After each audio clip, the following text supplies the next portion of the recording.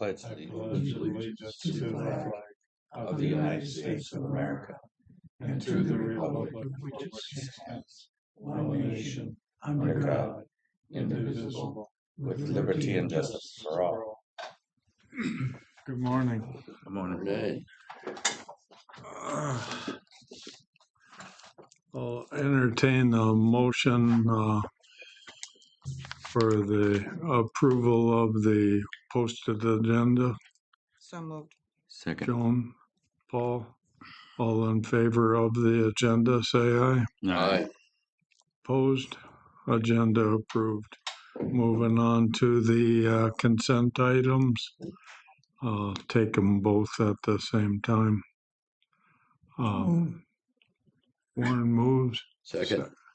Gary seconds. All in favor of board minutes and warrants as presented, say aye. Aye. Aye. Opposed? Consent items approved. Moving on to election of officers. I did resign 2 meetings ago, but this is to make it official, more so for the vice chair than the chair.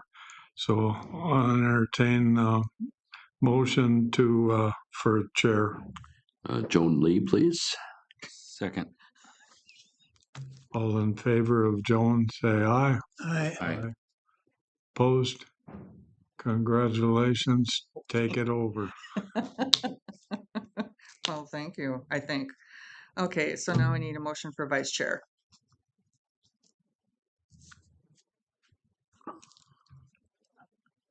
I might be in line, but Yeah, you are. I don't think it makes any sense. I will be here for 6 months of that term rather than, Yeah, you will be. You'll be here for. Yeah, you'll be here for the year. for the year. on your social service board. With the county board, we don't do that till December and January. Well, yeah, but because I'm stepping Mark down. is stepping okay, down, all we right. have to. Yeah. I get to be vice chair for 6 months, maybe, or a year, whatever, and then you'll have to give that up. I would nominate Warren. I second. Any other nominations? Okay, all those in favor of Warren, say aye. Aye. Aye. Opposed? Carried. Official.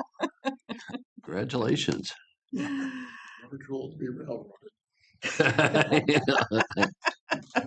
Like Johnny Cash says. Yep. Happy birthday.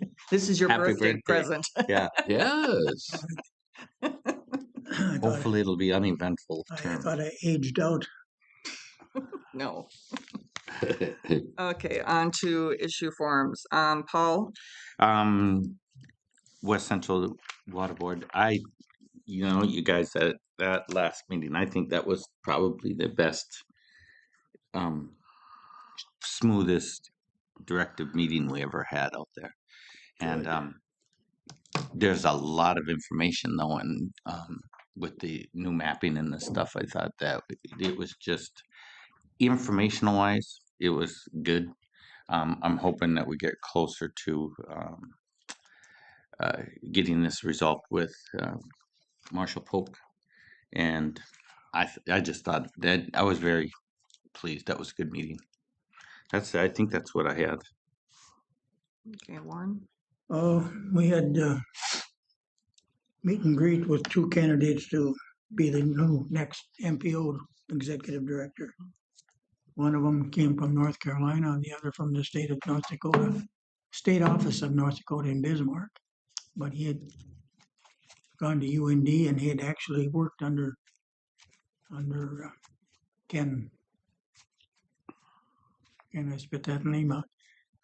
He was the city engineer in Grand Forks at the time. He worked under him at one time. Hmm. But anyway, the 2 of them, both of them, very impressive. I live with either one. But that was the only meeting other than Water District. Okay. You had anything, Mark? Nope, busy with doctor's appointments, so forth and so on. So nothing at this time. Okay. Gary? We'll just a little update on Tri-Valley. We've got a meeting coming up March 12th, but search committee is in the process of reviewing resumes and looking at hopefully bringing in some candidates first week in September. 19 night tonight out at UMC, Mm. so it's always a good event. Thursday and Friday, then Joan and I will be here with Chuck reviewing the county's financial budget, and things go pretty quick after that. I believe we're set to set the levy on September 23rd. Mhm. So moving along on that, and those are all day. And then Thursday after that, then I'm on the advisory board to interview candidates for the Crookston Alderman at Large position. They had some issues with that process, so the committee was set up and go from there. What time is that at? Pardon? What time is that at? That's at 5 o'clock. 5 o'clock. Okay, so you'll still be at extension. Well, it could very well be.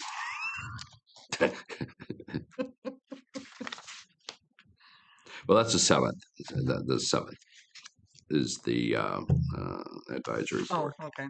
But still, hopefully the financial report's scheduled to go to 4:30, so Mhm. that should work. Yeah. That's it. Okay, so after our last meeting, I went down to St. Paul, and our statewide work group on solid waste did some tours. And first place we toured was waste management. I thought interesting was that they just rent their building, but they own all the equipment inside. They had just, kind of redid most of their equipment. So they said, I was like 40 to 50 million, I think they spent on it. But, very, very similar to ours. Like they've got, I thought it was interesting on one of the lines, they have a robot. Actually, they got two. But then, that's picking out, like at that time, it was picking out the paper items. And then when it came out from where the robots were, then it was a pick line. So they had like 4 people that were picking what the robot didn't get. So that's kind of why we added the robots. So we don't need the people because we can't get the staffing. So and then we visited DemCon, and they're so Waste Management is privately owned, and so is DemCon. It's the 3rd generation that's running the operation. A lot of similar things, but like where their recycling is, I mean, their landfill is right there too. They're all kind of in a area together. They do the owners, she does a lot with education. Because when they've just built their building, and so then she requested to have like an educational room, and so then they'll bring in like classes there, or else she has a trailer that she takes to schools, and talking about all the recycling and all that type of stuff. And then we went to Shakopee. The tribe there has just built a new composting facility, and that was pretty amazing. And just like figuring out the recipe of, you've got your organic matter, and then you've got your other material, and just to get that recipe, when they mix it up to make it for composting. But then they have, once they get it mixed up, then they have bunkers that they put it into. And then in the floor, in the bunkers, they actually have an air system.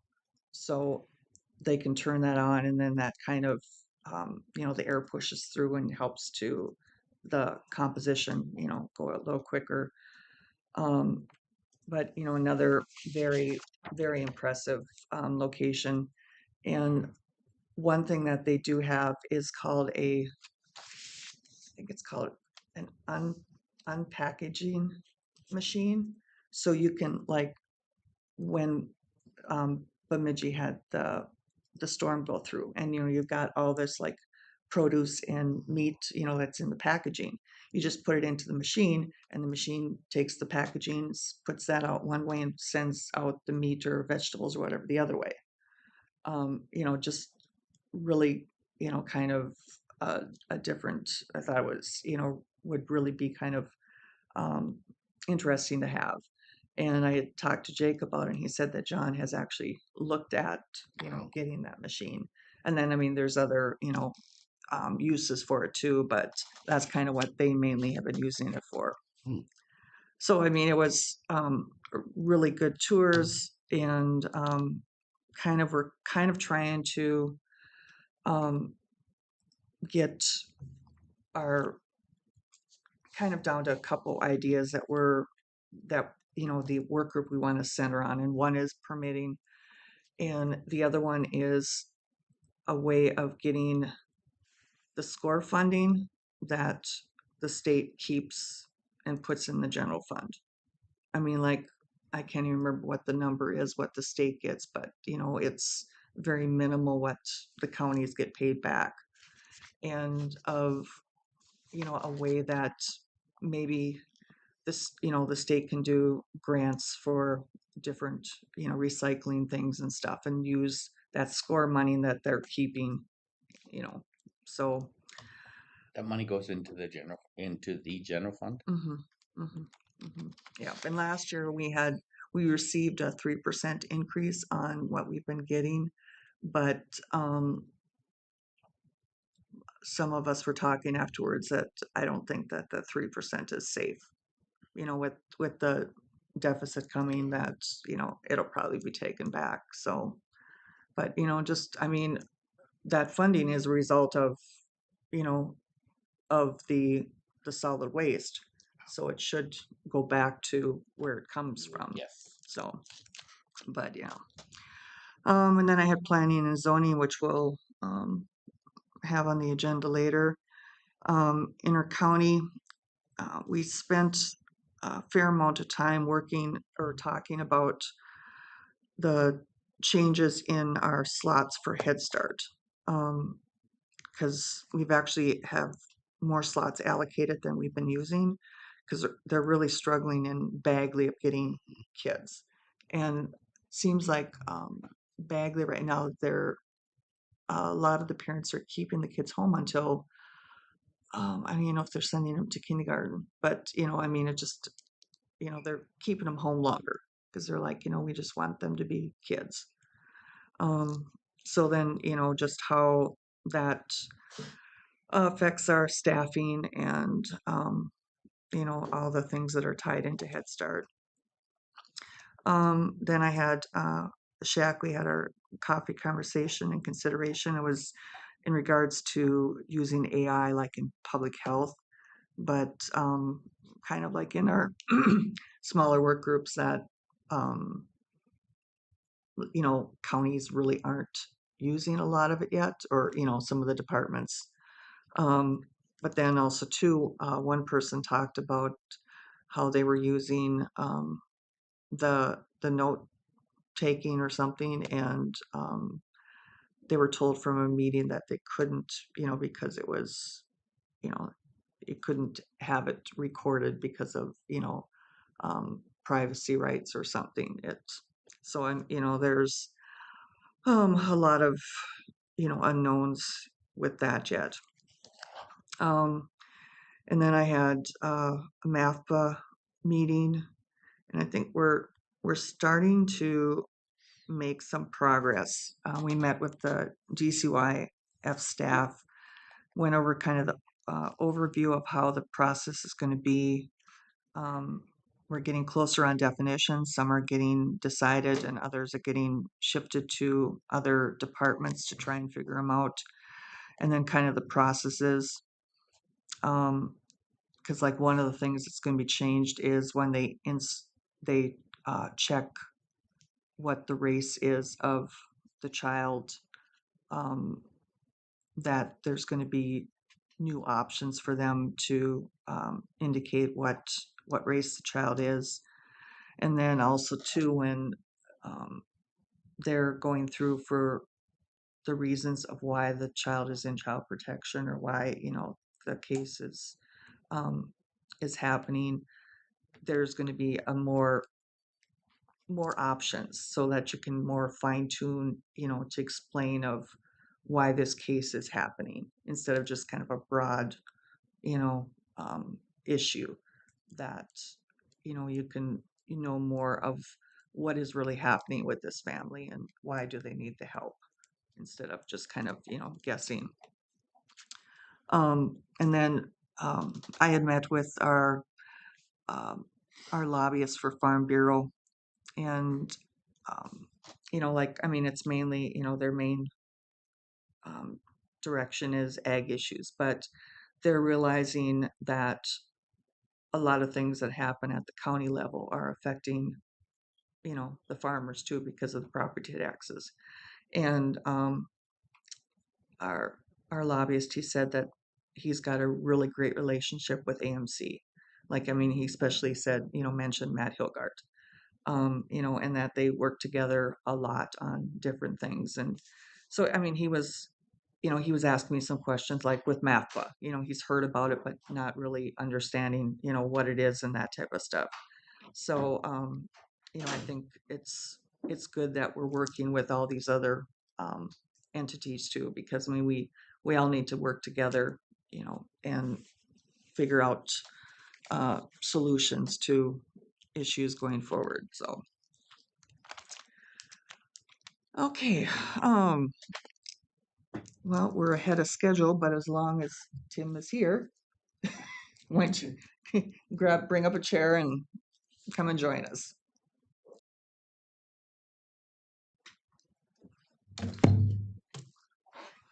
Morning, Commissioners. I'm Tim Finseth. I'm the Transportation Director for the Northwest Regional Development Commission. Just briefly wanted to give you an update.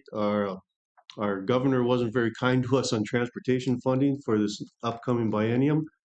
So some of the programs that we normally get to fund, we won't have money for. So that's the bad news. The good news, the Fed sides for stuff that I work with have not been cut. So good and bad, because could have been cuts on both sides. So we're still going to be working with the local cities and counties to come up with plans for future transportation projects, because it's one of those things where you have to have those plans ready, because funding will become available, and when that does happen, we need to be ready to take advantage of that. So we'll still continue to do that. I am working with the counties right now. The state is working on functional classification changes for counties. We're trying to preserve your classifications the best we can. Obviously, you don't want those classifications to go down, because then you're going to get less funding from the state. So we're trying to keep those classifications up wherever possible. I think for Polk County, what I'm seeing so far, we're going to be okay. So we'll be fine. So the main reason that I want to come here today is we made a little structural change. I was listed as the supervisor for the RTCC, the Regional Transportation Council, for our office. And what we've done is we've hired a new RTCC coordinator, which is Tori Peterson. I wanted to introduce her to you.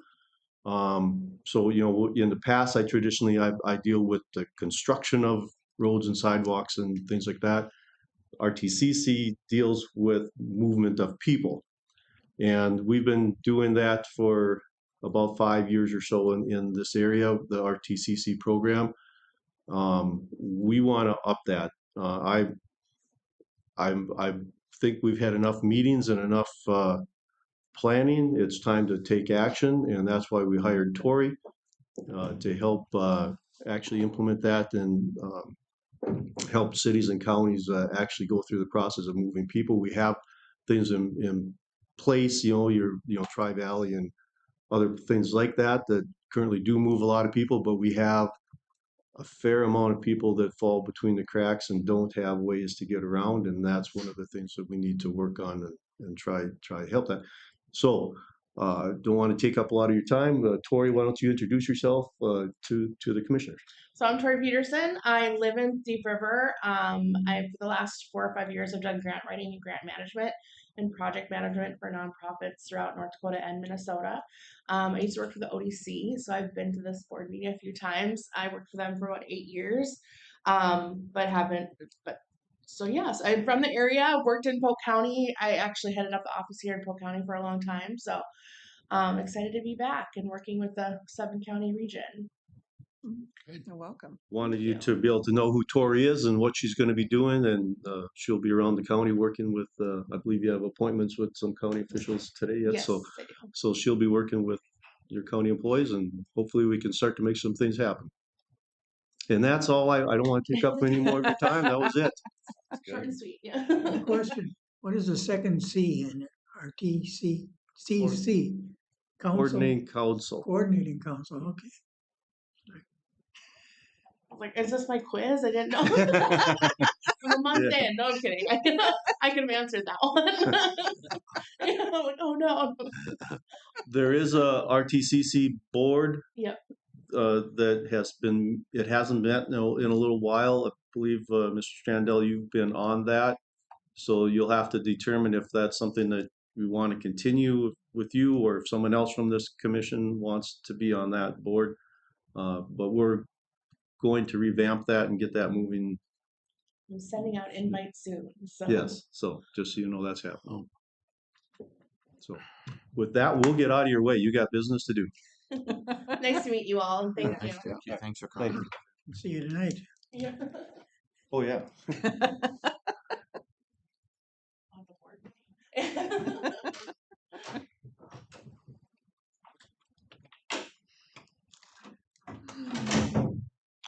Tim was one of the rising stars in the legislature here for years ago, Mm-hmm. and then didn't run for reelection. Has one child who needs some attention, and his wife was a social worker for a while in Polk County, but moved to Marshall, which is about Oh, 8 that's miles really away from close. her, and versus Yeah. 22. And Yeah. Well, he grew up in my neighborhood. yes, And actually on Friday I sang at his brother-in-law's funeral. mm, So yeah. But Sam? That works for me. That Sam's in the way. Are you letting other ones know we're ahead of the schedule or 10 minutes ahead, and Jake usually comes a little early. okay. Okay. So the first item that I have on the agenda is an out-of-state travel request for Annalie Jones to attend the Amentum Amplify Conference. I believe it's in New Mexico. Is it this year? I think that's what it Yeah. said. Albuquerque, New Mexico. And being she's on the MCCC board for the Amentum, they're paying for her to go. They want her to go. That's good. So looking for a motion to approve that travel I request. still Okay. Paul, second, seconded by Warren. Any other discussion? All those in favor say aye. Aye. Opposed? Carried. Thank you. The next one is well, I assume Jake was going first, where they're going to be requesting to pay for a flyover and pictometry package. The Taxpayer Service Center, we use it a lot in the assessor's office, the auditor treasurer office, the recorders. So I felt fair that we would kick in a percentage of it. Jake came up with 15%. And so I'm looking for a motion to approve payment of $13,560 out of the Recorder's Compliance Fund for this. The Recorder's Compliance Fund can be used for these technologies to help offset more like one-time payments and instead of ongoing expenses. So, but it needs board approval to be spent. So that's what I'm looking for. A motion to approve that. Okay, I'll make it. okay, Warren, Second. seconded by Paul. Any discussion? How often is this done? Every 3 years or I 5? think it's, they flew in 14, 19, 22. That might be a Jake question when he's in here, because they do all the planning, and now that GIS is under him, he'll probably have a plan that he's come up with. I know the imagery in 22, Nate was having some issues stitching it together, so they haven't really used that one as much. But again, Mr. Snyder here will be able to tell you more on their plan of how often. Yeah, because I mean, because don't they do 2 flyovers, like one in like the spring and then, I'm not involved in the actual flyover planning, so I honestly, Just provide some revenue. yeah, just help offset the cost of it because we do use the final Sure. product a lot. No, that's a good Yeah. plan. okay. Did we vote on that? No, we didn't. Any more discussion? All those in favor say aye. Aye. Opposed? Carried. Any other questions for me? That's all I've got for the agenda. Okay, Perfect. Thank you. yep. Okay. Okay, Jake. Jake, I'm gonna give you the, Jay, if you want to come up. here you go. Next. This is the applicant, Jay Hoffenauer, for our first action item. Good morning. So our first action item is a rezone request for Center of Hope Treatment Facility. This is a parcel of land that was formerly the Pioneer Memorial Care Facility in Erskine. Okay. Um, Mhm. So we'll jump into the staff report. So this particular parcel is 5.69 acres. It is currently in our agricultural zoning district. The prior use was an institutional facility, so it was done through a conditional use in our agricultural district. The applicant's proposing to use the property as a recovery center, treatment facility, and I'll let him go into kind of the master plan when we get to that point. But the request is to reclassify the property from the agricultural district to our commercial zoning district. Our commercial zoning district is where medical, dental, eye clinics, as well as multifamily dwellings are allowed to be in our commercial district. So hence his request here.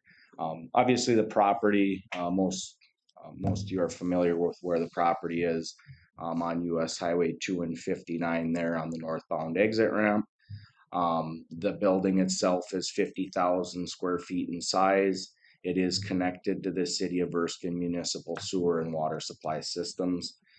That is a good thing because that is a very large building and lots of water use and sewage use. So they are tied in to that Erskine municipal sewer and water treatment infrastructure. So MnDOT has jurisdiction along that right of way. The entrance into this facility is also grouped with the golf course, apartment complex, and then obviously this former assisted living facility.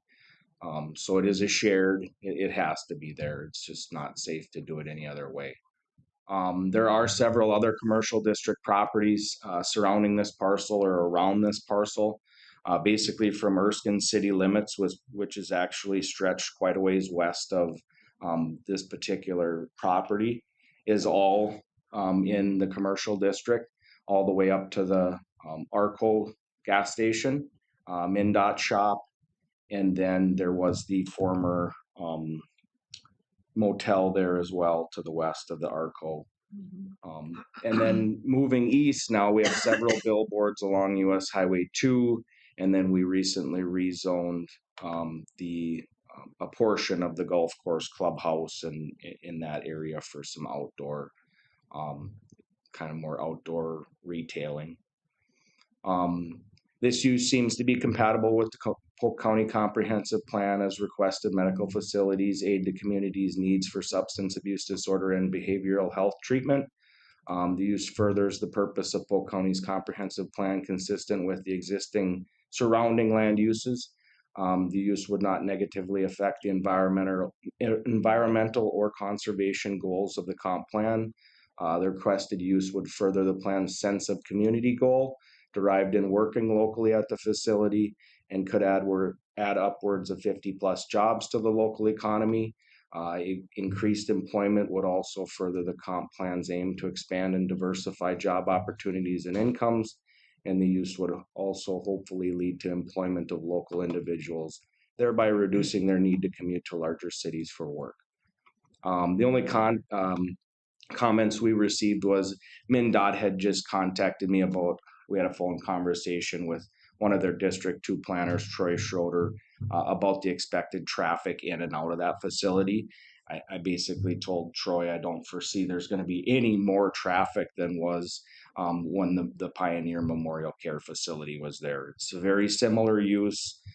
They operated a little different with that conditional use permit because they were tied in with being an institution, whereas this is a private entity. Sarah Reese also reached out, be it really after our public hearing 2 Fridays ago, and just commented that she had no really opinion against or for the requested rezone. So we'll go over, this is the application that was submitted to us, and I'll kind of let Jay take over a little bit here.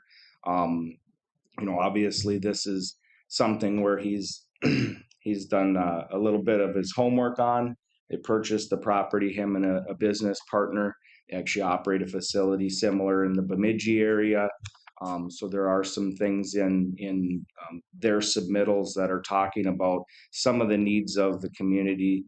The community assessment needs are driving some of these things that we need sober living. We need some mental health and treatment facilities for behavioral health as well. It is a need for Polk, Norman, Monoman, that they've identified those in the community assessments. I'll take it. I'll let Jay take it over here. So thank you. Jay Kokenauer. I'm the managing partner for the Center for Hope, and my partner's Mitch Rodio. He owns Backcountry Construction. Mitch and I worked together years ago. I was the Northern Regional Administrator for Behavioral Health for Sanford Health. So I had all of the services provided from St. Cloud up. And in the process of serving in that position, identified some significant needs in this region. The Community Health Needs Assessment, I'm sure you had a chance to participate as a local government. And there's several different entities in the area that had input into what was needed in the community most. And so there's really a treatment desert. And so some of what we're planning is a residential program because we know that's absolutely needed. And then partnering with the sheriff and different organizations in the community to hear what they have to say about what's most needed first. There really is, Thief River Falls, I think, touches some of the area. I think Luma touches some of the area, but nobody's really housed in the area to be able to meet the needs of people kind of where they are. The reason for starting this was, Mitch and I both have family members that have struggled with substance abuse and found it really hard to access services. And I really believe that people should be served in the communities that they live in, to the extent that they would want to choose that. One of the biggest deterrents to people getting into treatment is the distance that they have to travel to find it. When I served in Bemidji and had the Northland, people were driving from International Falls and Polk County and different places for psychiatric outpatient appointments. That's just not necessary. And so we're hoping that this is a nucleus for us. The building presented the opportunity. It's significant in the conversation because it's already predisposed to the kind of work that we're doing. So we wouldn't have to have the front end build it, and we might have to modify it and come back at some point and talk about that with you guys again. But it really is sitting more predisposed to what we wanted to do. Not just the treatment component of it, but job restoration was important. 50 jobs is a lot for this area. And so being able to try to put them back. The second part of that makes us a little bit different in programming is that our end goal is that the individuals that we serve become productive members of the community. And so we're working with some of the corporate partners to be able to put people to work. They're struggling with trying to find entry level positions and people to be able to serve in that. And so our population could become skilled workers and start to hit with that too. I think that just getting treatment and going home, or getting some isolated outpatient treatment never really seems to take as much effect as we want. So we're going to try to walk through this process of supporting them in an employment engagement so that they can start generating some revenue and contribute back. And that's kind of it in a nutshell. Any questions? Are you doing any work or planning with the 2-year schools, the tech colleges, Thief River and East Grand Forks, as far as training people for, I think that would be probably a smart evolution, but we're a little bit earlier in the Yeah. conversation than that. Mhm. But I think that's a good recommendation. I think both of those schools would be able to provide some training in that area. Our hope is to be as collaborative as possible with the community so that we're Mhm. truly meeting the needs of Yeah. the community. And Yes. it's seamless. Under your business model, are you reliant on governmental funding, or are you reliant on those patients or residents' insurance policies? So some of the insurance might be Medicaid, which is government dollars. But other than that, it's not a direct input into us. It would be a fee for service, like going to your normal physician. And the 30-day program is an approved service in most healthcare plans. I don't know if that answered your question. Mostly private pay by insurance companies, and correct? Yes. Also, I'm familiar with the halfway house in East Grand Forks. Do you have any court-ordered people in your facility, or do you propose any? Or Our program is set up to be invested in by the individuals that are in the program, and so because of that, we're not going to take somebody that's court mandated as of now. If at some point somebody comes back around and says we really need this service, then we would probably do it someplace else, but maybe still do it to serve the community. But there's no intention of doing that from the very beginning. Okay. It's not a locked facility, and it won't be. thank you. My biggest concern is the proximity to the school, and how's the screening process and stuff going to partake in regards, without being stereotypic, to sexual predators. So there's different things as the provider of services that we can choose to serve or choose not to serve in terms of our admission criteria. That could be physical limitations, can't be ambulatory, and that's probably not a good idea. It can also be things associated with criminal records, and so everybody will have a background check. And we won't take anybody with a violent history or any sex offenses. That's my question right there. And that was something that was discussed very early on, the proximity to the school. The school is 1,200 feet to the north, Winnie Mac School. And so there needs to be some checks and balances, but you're correct. And how do you do that and not stereotype those? It really just comes down to they're not a locked facility. Right. They shouldn't be housing violent. One of the greatest criminals. needs that But sometimes came these up people was- are not violent. Right. They're just secretive. So we would probably, one of the needs that was identified was through corrections, placing people back in the community that just need a place to live and get back to work and get on their feet. Sounds good. That gives us a greater insight into who it is that we would be serving and creating some continuity than somebody just in the general public. I have no intention for at least a couple of years of doing direct admissions, which means nobody's going to be able to walk up to the facility and have a need assessment and come into the facility. They'll all be people that will have the ability to see from a distance. Okay. That's my biggest concern. This map just kind of shows some of those businesses I aforementioned around it. There are 3 residences on the west side of the golf course here. Winnie Mac School is to the north. Those billboards are sitting along US 2 here on the north side of it. The former hotel, which sounds like was operated as kind of a halfway house at one point in the past, and there's a little fear that this facility will be very like. I'm not directly familiar with that facility and some of the issues they had. But the ARCO is the ARCO station here, and then the MnDOT shop along US 59 here. This building is the cross building here, parceled off by actually Greater Minnesota Management purchased everything but the golf course. That was in 2023, I believe, that they purchased the entirety of it all and then further split off.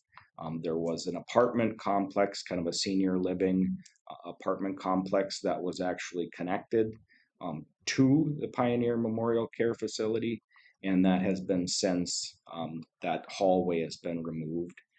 So Greater Minnesota Management's operating that senior living. I believe it's 55 and older living facility. I think there's roughly around 30, almost, maybe a little less than that, 25 actual apartments in that. But then this facility is the remainder of what the entire facility used to be. There is a small clinic that is open periodically, a couple days a week, that's still in operation. And then you have the clubhouse and golf course immediately surrounding it. This is that just kind of highlighted the property lot lines there of what they're requesting to rezone.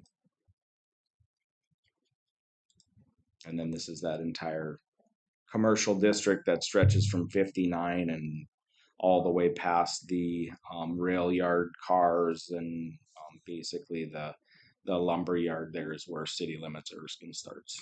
So there's a large stretch of commercial district on the north side of 2 there.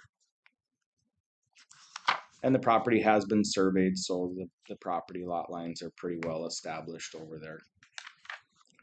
These are just pictures of the facility as it sits today. Really nothing operating out of it for better part of a year now. So I think it was October of 24 when every operation ceased out of that facility, I believe. This is where they were connected at senior living facility, and then connected to the Pioneer or former Pioneer Memorial Care Facility. Just gotta basically put a door in there and or just wall it off.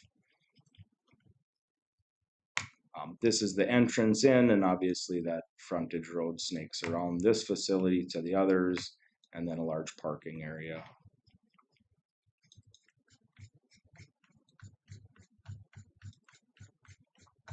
So I'll go over the recommendation, and then we'll just all open it up for questions. And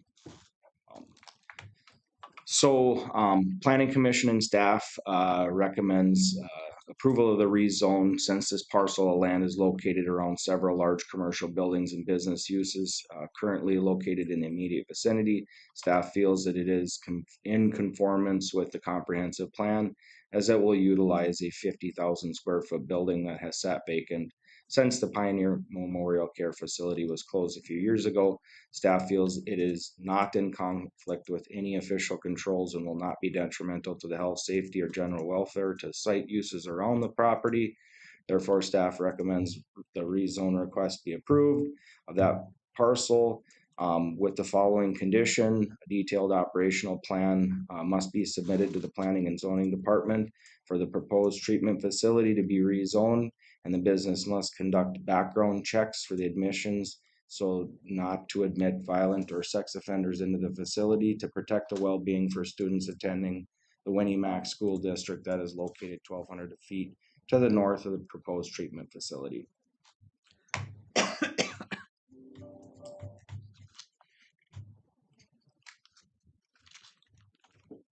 So if there's any comments, questions that Jay or myself, if anybody's from the public or wants to comment, guess now's the Mhm. time to go over that. Any other comments from the board?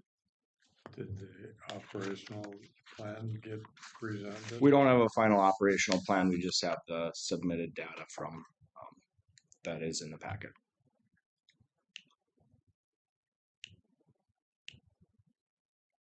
They're Milo? still formulating their operational plan. Do you have any comments, Milo? Well, I was just wondering if anybody ever realized there's more than just Winnie Mac students that go to that school. I mean, they play ball games there, they're golfing from all over, who knows where, Glendon, Thief River Falls, Crookston. They all come over to play basketball and whatever, baseball. It's not just Erskine.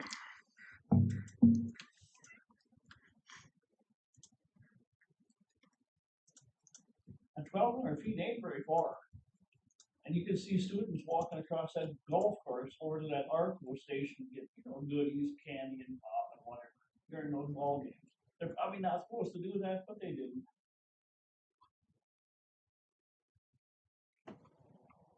If that's of any concern to anybody.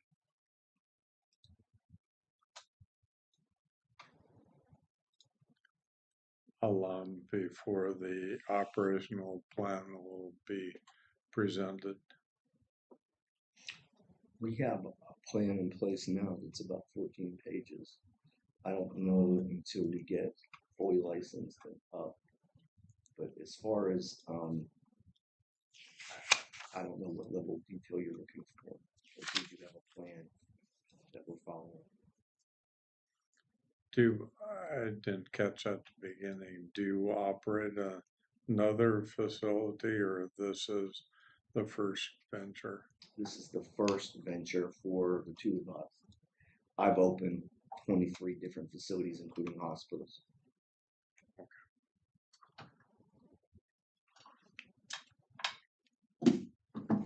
Any other comments, questions?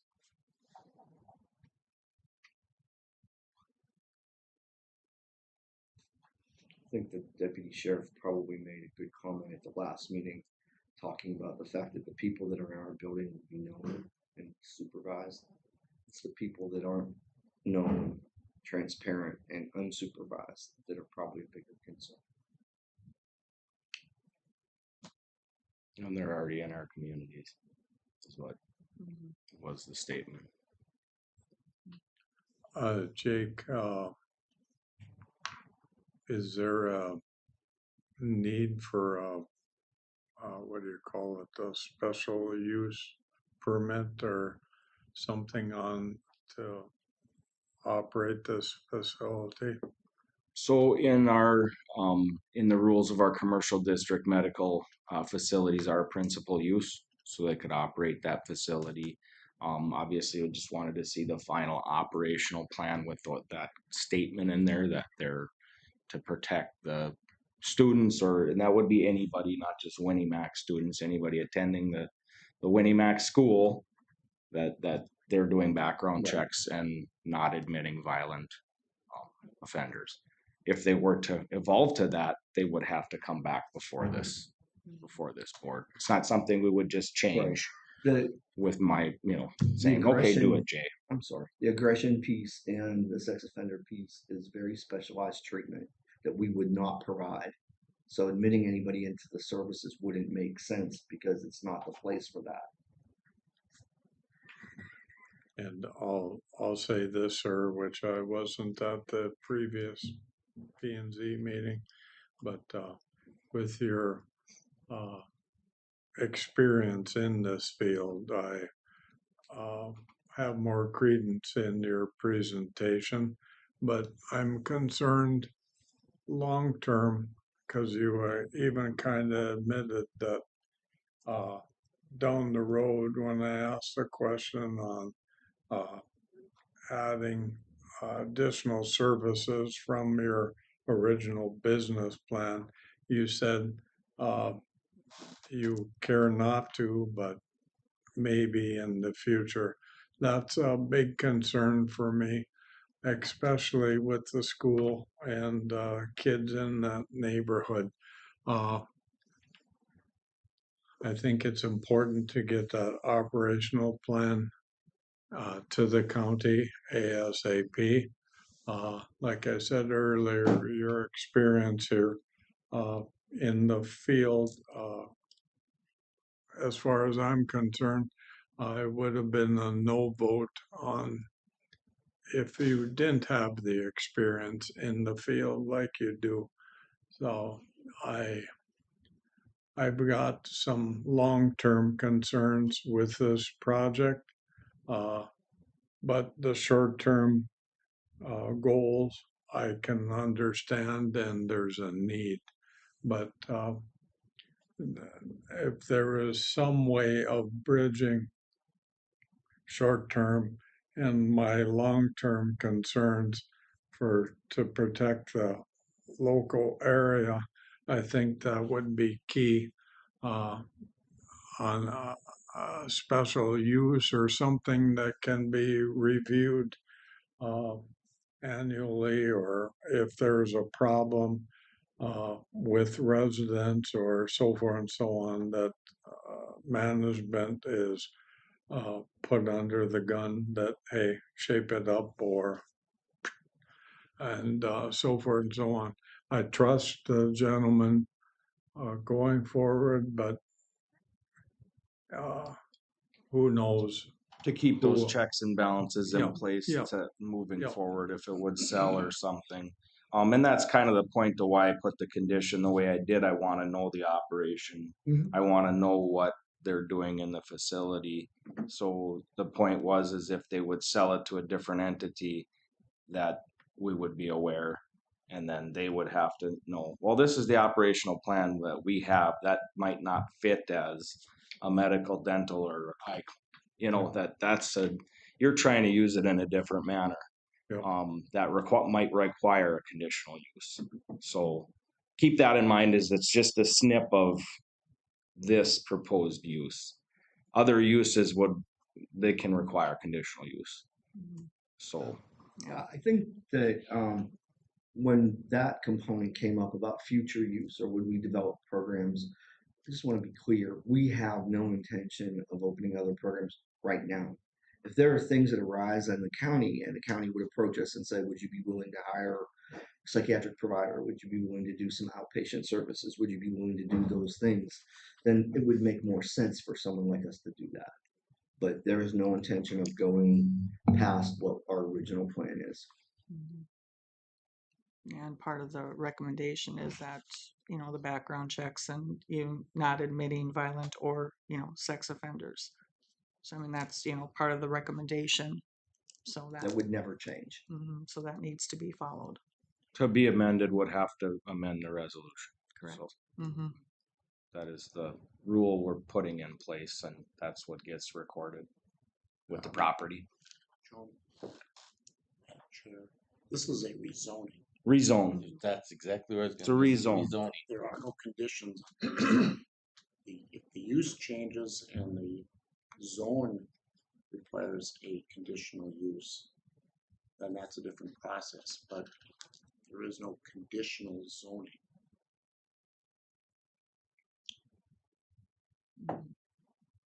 But spelled in the resolution, couldn't the reason we're rezoning, the reasons why we're putting in a certain I check think on it, or that's Can't the question I got is paralleling your comment, Mr. Whiting, is a business plan must be submitted.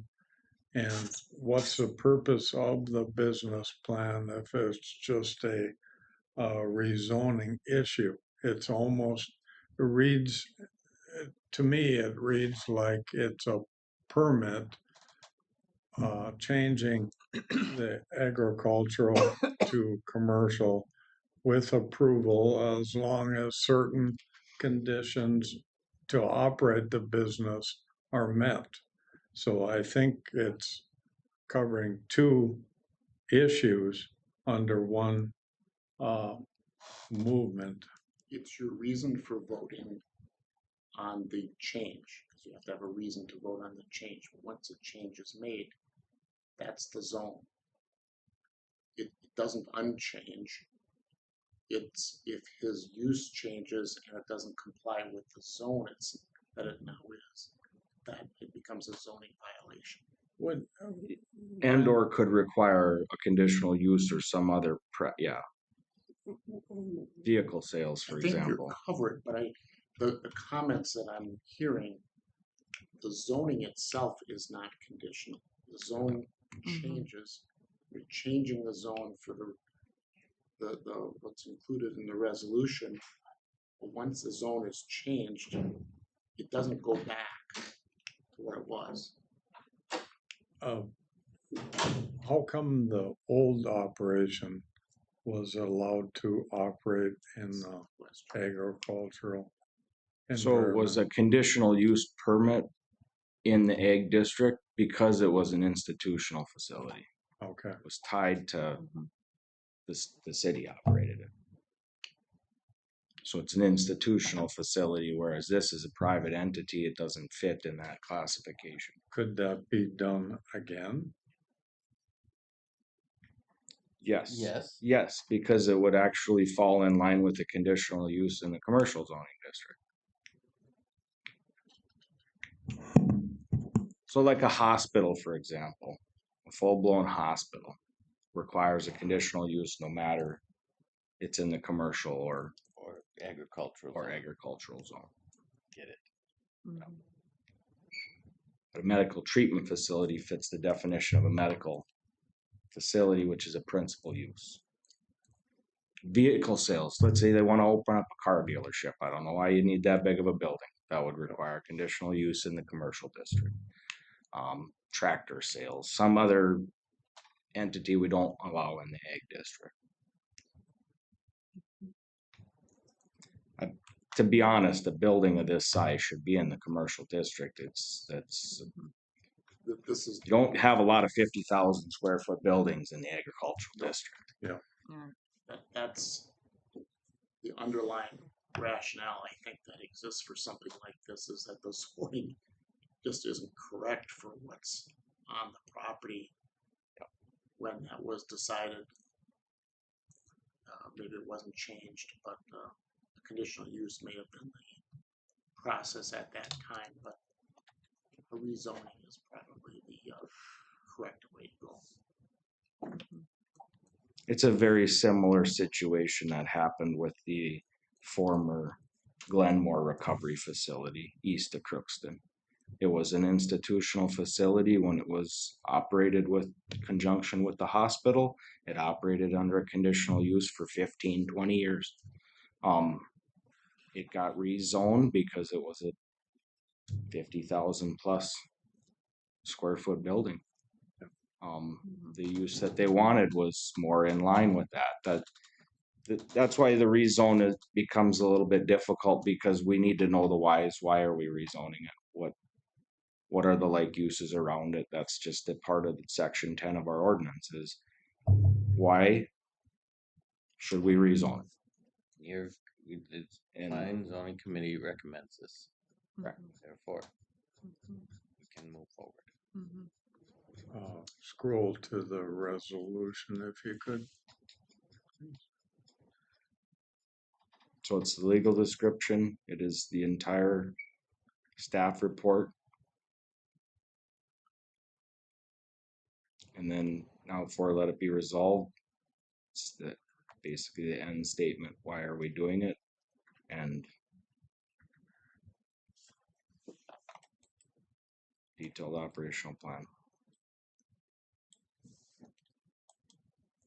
Based on the information and the experience of one of the applicants, I'll move to approve. Okay, Second. so Mark and Paul, any other discussion? All those in favor of the rezoning, say aye. Aye. Opposed? And then, yeah, this is final action, Jay, so it's been rezoned. I'll send you a letter. Yeah. Reload. And then, yeah, we'll just finish that. Thanks for your business. Yeah. Yeah. Thank you.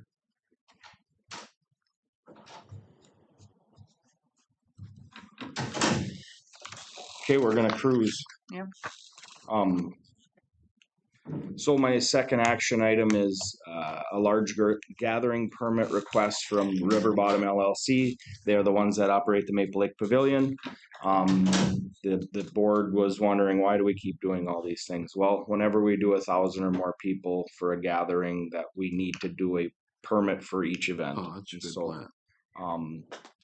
the one thing that Thank you. through this, so section 20 deals with our large gatherings in our ordinance. It's really, in a nutshell, why we do the permit is to really make sure there's acceptable sanitary, police, fire, and other health and safety considerations have been met by the applicant. Just a side note, these applicants have operated in good faith with the county. They're in constant contact with the local volunteer fire department through Mentor, Fire Chief Jay Anderson, Sheriff's Office. They are requesting that, you know, deputies be at these events. They also have insurance cleanup bonds in place for this event. Solid waste is to be collected within 24 hours of the event. They're to bring in, they had 18 portable toilets, and every other event we've just required them to do 15, and that's why there's a little difference in the actual recommendation and condition at the end here. But they're looking at hosting the famous Armadillos, and the event will run from 7:30 p.m. to midnight, August 31st on Labor Day weekend. They have in the past locked all doors open during events. They have a check-in station, wristbands. They are serving alcohol. The vendor would be the Irishman Shanty. They're looking at expanding and having about 3 or 4 food vendors instead of typically they do 1. So the expansion area, the event is kind of moving a little bit further north. That's fine. They purchased a parcel of property by those storage units along County 12, where they will have adequate parking for the event. So comments that we received, Rich Sanders said they'll place no parking signs as needed. There are no parking signs already established along I'll show the map, but there are permanent no parking signs in certain places. Jay Anderson, Mentor Fire Chief, commented that they have no concerns with this event. I did have a meeting with Jody Bouchane yesterday in Mentor there to go over setting up an EM plan for this event. Should there be severe weather? Should there be obviously the self-declared Mentor storm shelter is the old schoolhouse. That is opened up by the volunteer fire staff. Anytime there's anything related to tornado watch or warning, they're opening that facility. The basement itself has capacity for 50, and then the school, they obviously want to be on the lowest floor, but they have adequate. They can just jam people in there if it was really an emergency situation.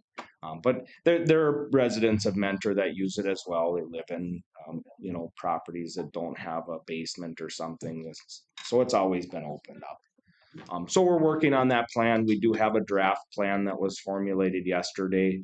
And so we will, we'll carry that forward and we'll get that to the applicants here in the next week or so.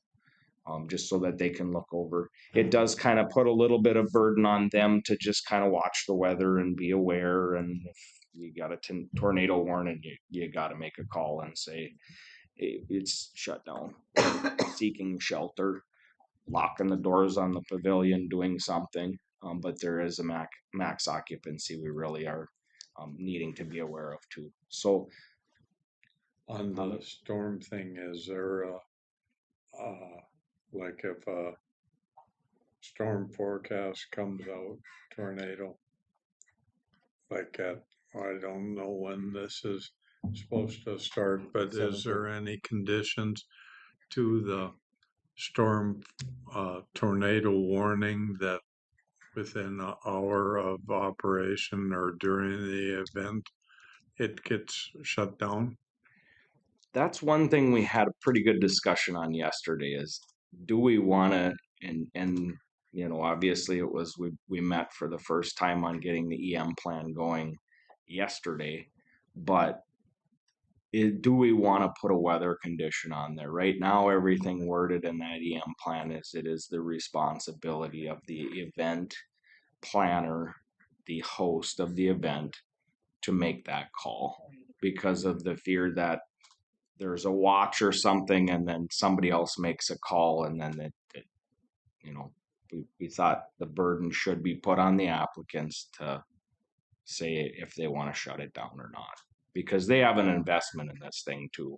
Yeah. Yes, public safety is, but they're not going to say anybody can't leave. You can't leave. People are going to have to make their own decision as well. And with modern technology, I don't know, I get woke up like 3 times, 4 times a week now, the weather we've had. So about 3 a.m. Ping, severe weather, severe thunderstorm warning. And it isn't even from the Everbridge stuff. Any weather app you have is waking you up. So we did discuss that. We did. Now we can. If the board can add a condition to these are ones that the planning commission and staff have come up with. These recommendations really follow in line with their Johnny Holmes concert. You know, max occupancy at 1,250, can't sell more than or assemble any more than that on the property. Events from 7:30 to midnight. A crowd shall leave after that. No loitering and hanging around. And that's their burden to get people off the site. Max occupancy 511. True crowd managers to ensure that the occupancy isn't exceeded. The exits shall remain free of obstructions. Applicants shall carry insurance and bonding for the event. Perimeter should be fenced so that no unauthorized entry. 15 portable toilets used during the event. Parking grounds should be picked up and this event grounds removed within 24 hours of the event. Noise shall not exceed Minnesota rules, noise standard 70-30. Security shall be provided in the approved operational plan. They have 4 that they're bringing in from a private, and then 3 sheriff's deputies are planned to be there as well. Underage drinking is prohibited. Everybody should be ID checked and banded prior to purchasing alcohol. And then the limited parking and parking should have lighting for safety and monitored by the security. It states that the event starts at 4:30, I think. Is there anything that's 7:30. 7:30? Yeah, Is there anything 7:30. going on in the afternoon? No, A part of just the set event? up. Just set up for them. Just set up. Yep. There's no other. They usually open the doors, I believe, at 7. Okay. Crowd can get there. Parked. Yes, the day before. I believe that's on Saturday. Okay. Yeah, and the thing with this, and that's what kind of the meeting yesterday was, to clear the air a little bit too. On they do have a conditional use permit as well on top of these large gathering permits for all those other events, for the car show, for the any other event. They'd have a wedding there. Okay, that's what I was concerned about. They do hold insurance to operate and have 300 people on the site instead of 1,000. Okay. So they're kind of an event conditional use as well. Okay. Yep. Which I think we went through that in 2017 or 18. Yeah, unless there's other questions, I have a resolution for approval of that concert, the famous Armadillos, Maple Lake Pavilion. I only say the famous Armadillos because that's what was on their application. I think I heard on the radio it was the fabulous Armadillos, but I don't know. Never seen them. I will move. Second. They put it on the application. Not me. Okay, Paul and Gary, any other discussion? I think it would be, Jake, not for this resolution, but going forward on the weather concerns because I know the Becker County Fair, we were there, storm came through and they closed the fair down and so far and so on, no refunds. The River City Speedway cancels races because of bad weather forecast, so forth and so on. So I think it would be a good protection. Even the Polk County Fair shutting that down based on tornado activity in the area or whatever. So Yeah, Norman County in Ada during their fair, they had to close everything down and get people into shelter because of Yep. the weather. Yep. You know, and sometimes it happens so fast that, Yep. you know, you just, there's no pre-planning. And this EM plan was very much modeled from the Polk County Fair, which they do a lot more for a lot more people. Yep. And they have a PA system, lost kids. That was discussed in our EM plan. Is where do they go? What if a kid was roaming around and where would they go? So there are some things that are a little easier at different events to just shut her down and go. But we'll continue to work through that. And I think the next, the EM plan's modeled so we can just carry it over for the Johnny Homes too. Yep. For all these events that do 1,000, we can model it and then we have a plan, Yep. It'll get tailored a little different because if you're somewhere else in the county, you'll need figure out where you're going. Is there a church nearby if there's inclement weather? You got to figure out the X's and O's on them. So we'll continue to do that. But we just thought we didn't want to burden them with, sheriff's going to call you and shut you down, or Mentor Fire Chief's going to call you and shut you down. People have to make their own decision too on their own safety and say, hey, we can't go tonight. We bought tickets. It's just not safe. So,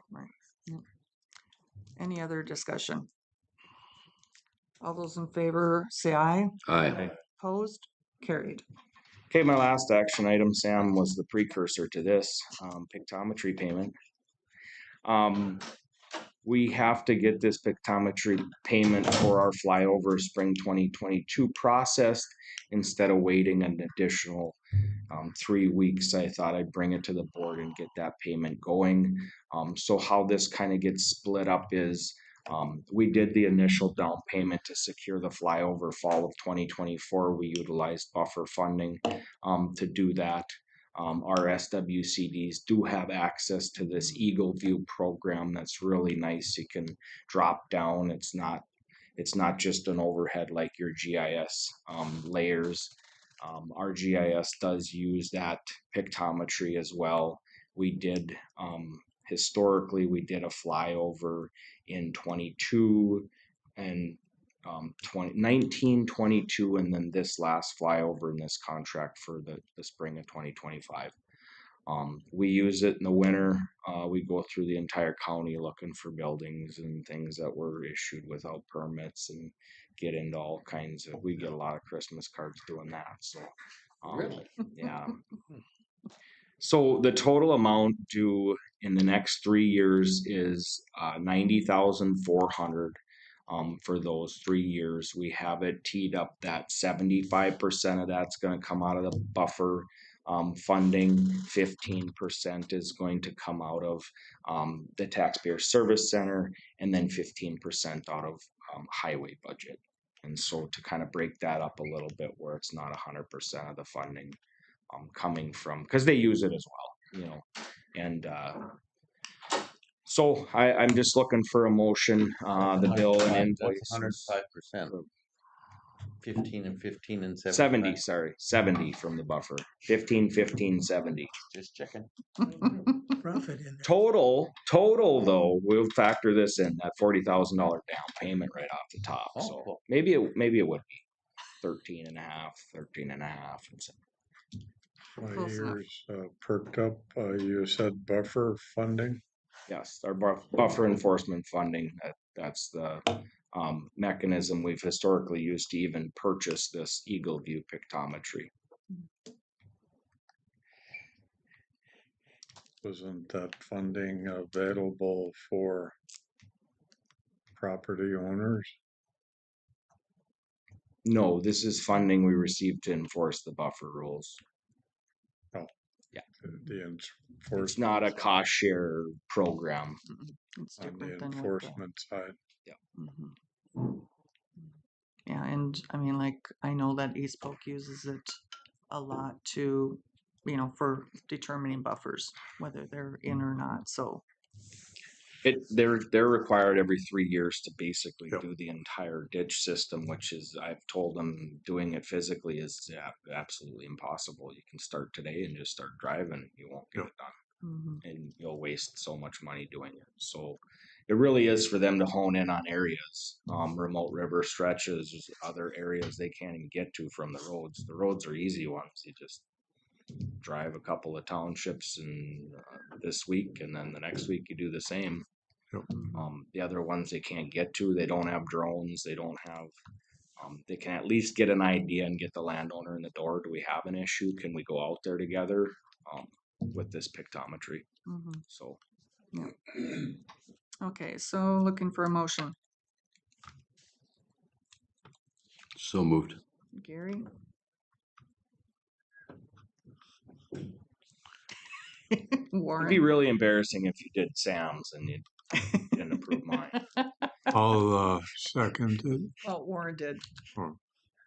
I just didn't want to be the same one He raised doing his it. finger.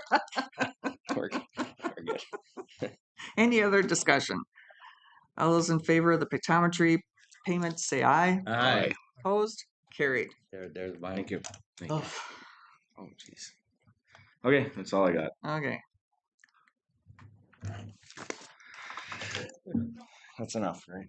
Yeah, exactly. Okay, moving on to Greg.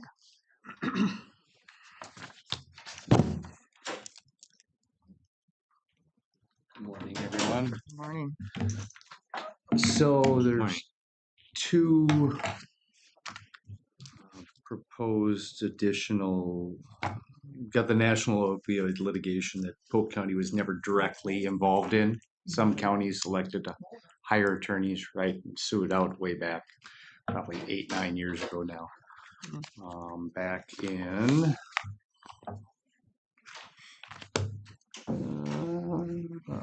can't even tell how far back this was.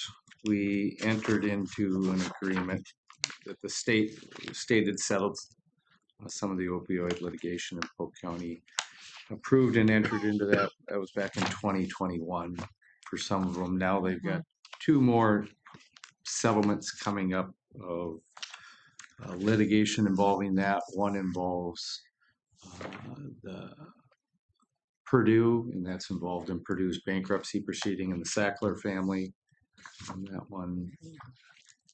And then there's one coming up too that's been reached on Alvogen, Amneal, Apotex, Hikma, a number of other manufacturers. And Polk County's, again, hasn't been a party to the litigation. We never elected to pursue that thing, but we've gotten the benefits, as most subdivisions have, of the settlements because they've been distributed statewide. So there's no indication of how much money each state receives at this point. It's just you guys approving me to sign the settlement documents so Polk County can participate in the settlement proceeds on these two additional settlements. How much money are we talking about? Well, according to the settlement information that they sent out, the settlement contemplates Sacklers will be paying an aggregate of $6.5 billion in 16 payments over 15 years, including $1.5 billion on the settlement's effective date, expected to be in 2026. Though some of the amounts are subject to discount for prepayments. Yeah, I'm sorry. You know it. Yeah. The amounts are in addition to amounts available from the Purdue estate, because Purdue went into bankruptcy proceedings, and that's expected to be about $900 million. The other settlement provides for a maximum of approximately $420 million in cash for participating states and subdivisions. And then the settlements include, they also include injunctive relief regarding ongoing sales of opioids. We can who you can market to, the sale, the distribution practices, stuff like that, safeguards. So Okay, Second. Okay, Warren and Paul. Any other discussion?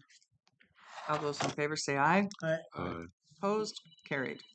I'm presuming we're not gonna get a very big portion of that. Oh, it. Polk County's actually received quite a bit from. We've already received, this is what, about the third or fourth time we've Yeah. gone through this? Third, Third? yeah. Yeah, and there's still more.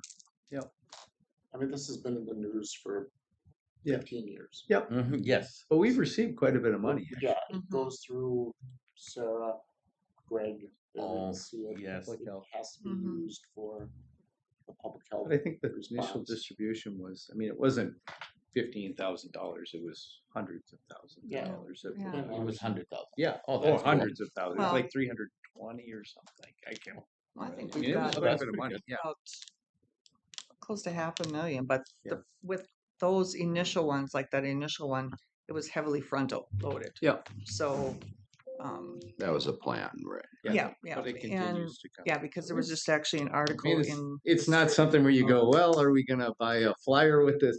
I mean, it's money that you can actually do Right. something We the have to county. use it for Specific. Opioid mitigation. Sure. is what it is. opioid Sure. mitigation, public Great. health At least it's Yep, a good amount then. Mhm. okay, Yeah. thank you you. guys. Okay, thanks. Okay, Jim?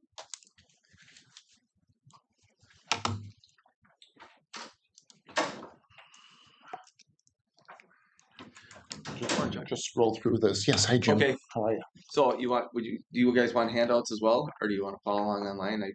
Either way, it's up on the board. Okay. I'd like you to scroll through that. Okay. Sounds Do good. you want one? Do you want? Not really, my Okay. hands aren't working. I can bring them all back too. So you want one? yeah, I'll have one.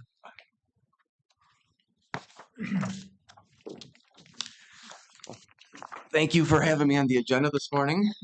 Again, my name is Jim Carrolls, and I'm from, we kind of call ourselves from your insurance company, but I'll actually explain why we're not exactly an insurance company here in a second. But today, this morning, I have a handout, and it's online here as well, a 4-page handout. I'm not going to read it verbatim, but I am going to highlight each section and just talk a little bit about each section because it'll give you a feel for who we are, what we do, and why we were set up. We come out every 2 years and do this. I try to come out actually every year, but specifically we do this every 2 years, and it's usually after, or it's always after an election cycle. So in November, I don't know if there's any new commissioners that were elected. So that's why we kind of do it to introduce ourselves. Otherwise, for you, it's just a reminder. So this is just a reminder of again, what MCIT is. So the upper left-hand corner talks about, who we are. And so technically, we're not an insurance company. I'm not out trying to market MCIT. I don't get commissions. We're not beholden to stockholders. In 1979, we were specifically set up by the counties for the counties to provide insurance. So our goals and our strategy for insurance is aligned with yours. So that was the whole idea of why it was set up as a risk pool, a risk sharing pool. So we're a risk sharing pool. We have 81 of the 87 counties in Minnesota in our pool. The 6 other counties that are not in the pool are the largest ones, and they're self-funded. So those counties that aren't self-funded, the other 81 are in the pool together. So technically, we have all the counties that we really want that are a good fit for the pool. So that's a good thing. We're not out to try to get the other 6. They're not really a good fit, to be honest. But so everything. So from that standpoint, we're where we want to be. And again, as a risk sharing pool, we provide you your property liability, work comp, cyber, and we'll get into some of those things. But again, a public company. I'm a public employee, and that's kind of how we've gone since 1979, and it's really been beneficial to the counties, and things have gone well at MCIT.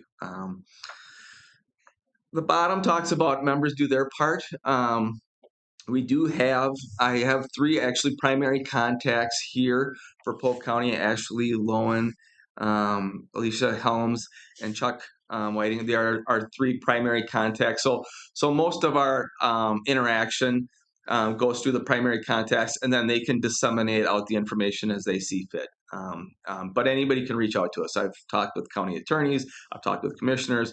I've talked with just about anybody who wants to talk with MCIT. But just so you know, those are our three primary contacts that we work with to do MCIT functions.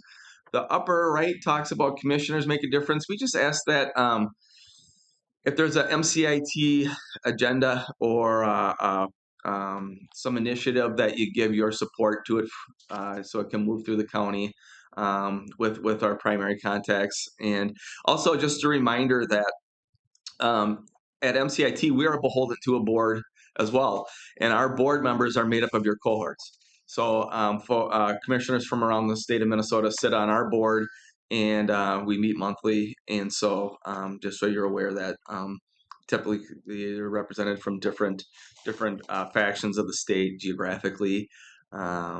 So like in Roseau, there's Jack Swanson. Trying to think of I know that for a fact, Ottertail. But anyways, that's how it's kind of set up. From we're well represented from each part of the state, and the commissioner oversees us there. So on the next page, the next number of pages, 3 pages, really talk about what's going on, and what I'm here to kind of highlight in it, and we're getting into what's not good news. Good news. The bad news is our costs are rising. In the last 2 years, our costs have risen, and I can boil that down, the 3 pages down, and the reason is for it is inflation. The insurance industry, we're not immune from inflation. As a matter of fact, we're deeply impacted by inflation. And so we'll get into what those costs and how they've impacted us, and what that means. But the first one in the upper left-hand corner here, it's a kind of a complex subject right off the get-go. So we also buy insurance. We buy what's called reinsurance. So at MCIT, we cover the first $150,000 of a loss, and then we have reinsurance that sits on top of us that we purchase as a backstop. So we have a $10 million loss. We have the first 850,000 of it, then we turn that over to reinsurance, and they pay the claim there. So we actually have insurance as well. Those reinsurance that insurance companies get are set by a global market, and in the last couple of years, some entities have seen their premiums triple, double. In the last 2 years, our premium has gone up 50%. So it's still an impact. It's still a pinch point that we had to absorb. As a result of that, actually, we gave our $850,000, if you will call it a deductible, we rose that to $1 million. So now we increased it $150,000 for a premium offset, kind of like you would do with your personal insurance. If you upped your deductibles, you would hope to see a premium offset. So we did that with the idea that we won't go too deeply into the $850,000, $1 million range to erode the premium offsets that we got by doing this. And now here it is August, and we're doing good. We're having a good year, knock on wood. We got 5 more months to go, right? Or so. But it was, so far, it's been a good gamble, if you will. So the next couple topics talk about the increases to MCIT directly. What you'd see it like on your property and casualty side. This graph shows a good indication of what's going on the property side. So at MCIT, we cover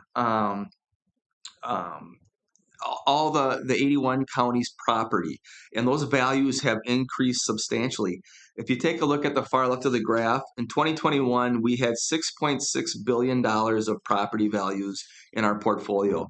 In 2025 we have $9.2 billion worth of property values.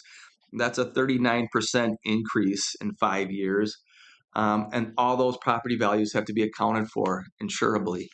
We have to insure that 39% increase. And so it's no different than what you see on your personal property side. You've seen it, I'm sure, increase. And that's not necessarily a bad thing compared to the alternative, but then you do have to pay more to insure that. And so that's kind of where we're seeing rising needs as well in the property side. But at that pace, you're gonna see a $1.6 billion increase next year, because we just had a 1.1 billion increase. Next year, it's gonna be even that much more, and that's truly inflation is going up that fast. Yeah. It Well, okay. So, okay, here's another part. it can't be. That doesn't even make sense because inflation rates are, it all depends who you listen to, but they're not all rising like this. Also, it also takes into consideration new construction. So if a county builds a county jail, it could be 10 million, or a highway garage, but those again are like tens of millions, or maybe constitute hundreds of millions, not billions. And yeah, I can only tell you that that's what they've told me. I know, and that's who tells who and where the information comes from. I understand. Second question on Paul's comment, is this 9.2 stated value or an estimate at 80% of replacement cost? It's at 100% replacement cost, not market value. So those are all replacement cost values. Well, that helps. A small percentage. Don't let me interrupt. Okay, no, I'm here for questions though. Thank you though. I mean, I'm gonna bring that back as a talking point. So thank you for that. Appreciate it. So we've seen our rates go up, again for property liability, workers' compensation, and when I talk about what are the inflationary factors exactly, well, on the property side, the last 2 years, it's really been the cost of building materials, sheetrock, lumber, electrical, cement, concrete, all those costs that have to go into new construction or replacement of damaged buildings, paying the wages of the folks to do the work. On the auto side, it's the same thing. The purchase price of buying new autos, the cost of repairing autos that are damaged, and the wages to pay for those.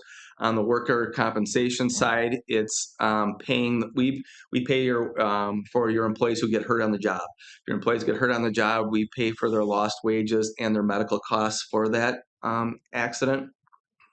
Medical costs are rising. The wages, hopefully you're giving your employees wages and raises to keep up with inflation, but then we pay that in their lost wages as too. So those are the inflationary factors that we're seeing. With any high hopes for all of us, hopefully they will level off, right? But if you guys have a crystal ball, we'd appreciate it. You know what I mean? But that's what we've been seeing the last 2 years. So on the far right, we are still happy to give out dividends. Kind of like talking about how the pool's constructed, how we're made up. So at the beginning of the year, we set our what we call your contributions. It's really called your premiums that we charge you. So we take in the premiums. We offset that by paying the losses, the claims, back out our expenses. And then if there's money left over, we give it back. We give the money back out to the 81 counties. So your based on county on your size in your ratio, there's your dividend that you received. And so, funny enough, as a reminder, supposed to implore you that if we were really doing a great job, your dividend would probably be closer to zero than what it is, because then we would have properly forecasted what to charge you, properly forecasted what our losses would be. But obviously, versus the alternative, we'd rather give a dividend than not. Right, but with the amount of money put into this process in 80 counties, that's pretty close to zero. Yeah, okay. When you're talking so about it's not a lot billions. of ton. Yeah, exactly right. Yeah. So yeah, when you look at it that way. I'd rather not have to owe you more. No, and since 1979, we've never operated in the red. We've always operated in the black, and that's a sign that we still are. But Yeah, it's close to zero when you're talking billions. yeah. The next section to talk about is cyber. Part of the portfolio we give you is a cyber coverage, and that has really taken a lot of interest in recent years for good reason. Cyber is only getting more and more complex. It's obviously here to stay. And what I want to highlight for you, though, is interesting. In 2023, we saw our worst year in claims, $1.7 million of cyber-related activity by bad actors hitting counties. And we thought, wow, it's new enough. Is this the new norm?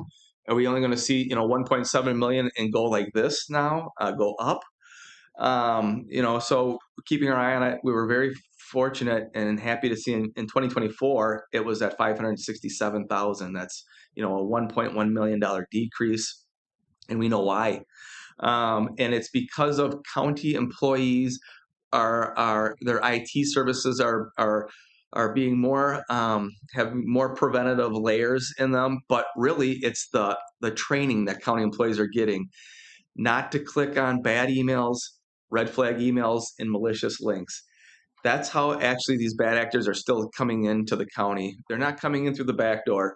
They're not lowering the firewall and entering. They're still coming in through the front door, coming in by employees clicking on bad links and red flag emails. So by ramping up that training of employees recognizing what that is really constituted or translated into those less of claims and money lost. So that's huge. That's awesome. That's a great thing that counties are hopefully getting on board with and promoting. So that's been nice. So again, it's still new. This year's going about as well as last year, but there's still a lot of time left. And they say, well, people ask, well, are counties really a target of cyber criminals? And yes and no. I mean, enough where yes, they're not trying to pilfer our. If you have a licensing center where they're trying to get debit cards or credit, not really. What they're really going after is your health and human services information. They want the social security numbers and that kind of data as of right now. But so again, we're going to continue to monitor it, and we need to continue to stay vigilant because it's only getting more complex. So, Is St. Paul's self-insured? yes, yeah, and they're under a big cyber attack right now. Yes. Exactly, yeah. And it's crippling. When it happens to you, your county, it's really debilitating. We had another county, a southern county. They had to go without their computers countywide for two full days. It doesn't sound like a lot, but those 48 hours was a massive disruption and upheaval. So yeah, it's an interesting subject, right? The last page, it talks again about our about what we're seeing on the work comp for Polk County. So a way your work comp insurance gets calculated, there's an actuarial formula that these mathematicians use. County your size, facing your hazards, doing the things you do, and they come out with this mod number, this mod factor. And a 1.0 would be an average loss year for, say, Polk County. If your mod factor came out to be 1.1, that means higher than 1.0, that means you're doing 10% worse than average. 1.2, 20%. If your mod number is under 1.0, you're like a 0.9, you're doing 10% better than average. 0.8, You're a .687, which I would stand up and applaud if it was appropriate because that's phenomenal. That's an outstanding mod number. Congratulations. What that means is you're doing 32% better than average. And hopefully you're seeing that with your county employees. They're not getting hurt on the job as much. They're not losing time on the job as much. You're not seeing, hopefully, it translate into better morale and everything that goes along with it. I mean, I've seen some mod rates that are as high as 2.0, which is, really bad, and they need help. And we can give you help. We can still give you help even with this. We have, I say this at the end, but we have loss. I'm a risk management consultant. We have a loss control consultant. They come out and they help design safety trainings, work with OSHA related activities to help reduce workplace hazards and injuries in the workplace. That's still afforded to you as well to try to get even better, right? But congratulations on how you're doing so far. So thank you. Tim over here is our safety committee chair. Perfect. Great. Mhm. Great. Okay. Thank you. King, Yeah. 0.687. And it is based on a 5-year average too. And so you can see the years coming behind it are actually going to probably increase it, but still really, really well. So I would love to help you keep that going. So if you look to the right, this is not necessarily Polk County. This is the claims MCIT sees for the whole pool. It talks about where we're seeing claims and then dollars spent per ratio as a ratio. And as you can see, sheriff and jails, they are number one claimant, and for good reason, because they work unique jobs, high hazardous jobs, 24/7. Unique situations, and so even the highway department underneath second, I say the same thing. Unique situations, high hazards can be 24/7 as well, so it makes sense. Then it drops quite a bit from there. Medical facilities. I don't know. Does Polk have a medical or nursing home run by the county? No. Okay. If you did, that's where we see the third most. Again, unique jobs, relatively higher hazards. So then it drops precipitously from there. So on the property and liability side, autos is always our number one claim hit on that because the pool, we insure 35,000 autos. Just by the law of numbers, they're going to be usually have the most damages across statewide. So kind of gives you a flavor for where we see claims. And I would generally think that Polk was probably about the same. Just what we see pool wide. So lastly, just to let you know that, again, we don't want to be here just to provide insurance and pay claims for you. We also want to be a resource of information for you, to provide trainings or classes. We're bolstering our website. You can always call me, but we're trying to make our website be even more informative, be even more of a one-stop shop to find relevant trainings.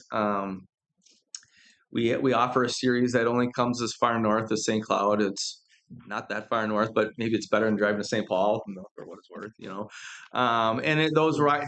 And it's a wide-ranging subjects of HR, risk, safety, things like that.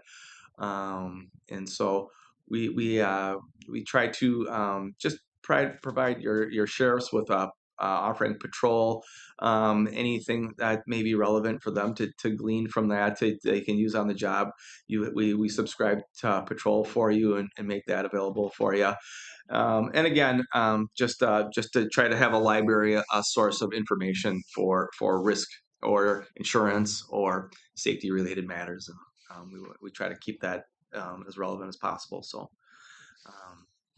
that's all I have for you. Again, appreciate your time and any questions here. Yeah, I'm gonna go back to the 9.2 billion or whatever it Yeah. was. On stated value or replacement cost, does MCIT offer, like Polk County, the lower possible stated value of a building or a vehicle, so forth and so on, or is it at always replacement cost? Most of it is for replacement cost. Some things you have an opportunity to elect for actual cash value. That's things like properties you take in through tax forfeiture and vehicles and things of that nature. Um, that you're either gonna demolish or you're gonna turn and resell or whatever. It's usually not on the books for very long, but that there's an option there for actual cash value versus replacement cost. Um, so every 5 years, we send out an appraisal company to appraise all Polk County's buildings that have a value of 100,000 and greater, which is probably most of your buildings.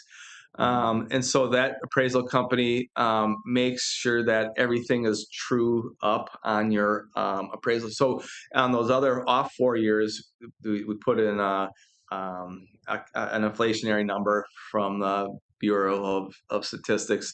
So if it's like 2%, 3% for your contents and your values, but every 5 years we have boots on the ground, pictures taken to make sure that that those values are accurate in case this building was demolished, that we have a true sense of what the replacement cost value is, and that's what it gets scheduled for. As insurance, and I'm talking private sector, and I think MCIT should also look at, because you made the comment on the inflationary costs are going up. Look at if a county wants to have a stated value, let's say this building, and you're estimating replacing this is at $20 million, and the county says, no, we'll take a chance at 8 million, to allow the county that option to try to save some budgetary numbers, because as I understand where you're coming from, but on the private sector, we were able to shave about 30% of our insurance going to a stated value on some buildings, and it still gives us the option of replacement on others. And I think being budgetarily driven, especially at the county level, with Polk County being in the lower loss ratio area, it would behoove us to maybe look at the stated value versus automatically always going to the replacement, which is highly inflationary. Sure. I will bring that back, and I appreciate it. And you're the second county only that's asked about that, but it's good because it's interesting, and I get it. Their take was, what if we want to make a conscious decision? This is probably rare, but we were going to make a conscious decision that if this building was demolished at 20 million, the next building we're going to buy, our design and build, is only going to be 15 million. So why don't we carry this building for 15 million? It's kind of rare, but it's an option. It's an option you may want to have as a put on the table. And so I will. But yours is a little different. But it would be just a won't call it a gamble. Maybe just to decide that maybe it wouldn't be a total loss, or if it would, we don't need the full replacement. Because it's all good information for me to bring back. I appreciate that. Yep. Yeah. Thank you. This summer has been really a weather dominated summer. Yeah. Have you had any claims from counties about buildings and such that have been destroyed or damaged? Yeah. Last summer was actually really good. It wasn't. We had a little bit of flooding for those counties that are affected by that, but it wasn't tornadic and hail. And we've had more of that this year. We've seen a number of property claims, no total loss building claims, thankfully, but we've had building losses, storm damage claims, and property and fences and high dollar fences, like whole, massive chain link fence that you think, well, how much was that? Oh, it's, $25,000 replace that whole things like that. But thankfully, not a tornado that has really totally taken out a building. But it's definitely an uptick from last year. But, going back to the value, I just think about the value that was on the Historical Society building. That was really, I mean, there's no way that if we would have rebuilt it, that it would have been that much money. So yeah, right. Thank you for saying that, because I was going to address that earlier, but that's my area of concern. And even with the sheriff's vehicles, he should have the option of it, because you're on a 3-year cycle, and a vehicle that's got pushing 100,000 miles, the value is lowered, and yes, a new one needs to have full insurance, but the older one that's got high mileage, the sheriff should have the option of insuring it at a lesser value to help save a little bit of money, knowing, okay, if that vehicle gets destroyed, will get lower, but also got to replace it. But in the meantime, it allows budgetarily saving some dollars. Sure. It's a gamble, but it's a gamble. Yeah. No, it makes sense. You want a little more flexibility. I understand. Yeah. Any other questions, comments? Thank you. very Appreciate your much. time. Very Thank you. informative. Thank Okay. you. Have a good day. Information. Yeah. Okay, Sheriff Tadman. Good morning. Good morning. Be short and sweet. You're sweet, you said? Short and sweet. It'll be short and sweet. You're short and sweet. Am I? Scroll down. Keep going. Okay. You can just roll. Okay. I have 2 items, but first one is the State of Minnesota Joint Powers Agreement. This is the Joint Powers Agreement that we already have. This is just a re-up for 5 years. And this agreement is with the State of Minnesota Bureau of Criminal Apprehension, Internet Crimes Against Children Task Force.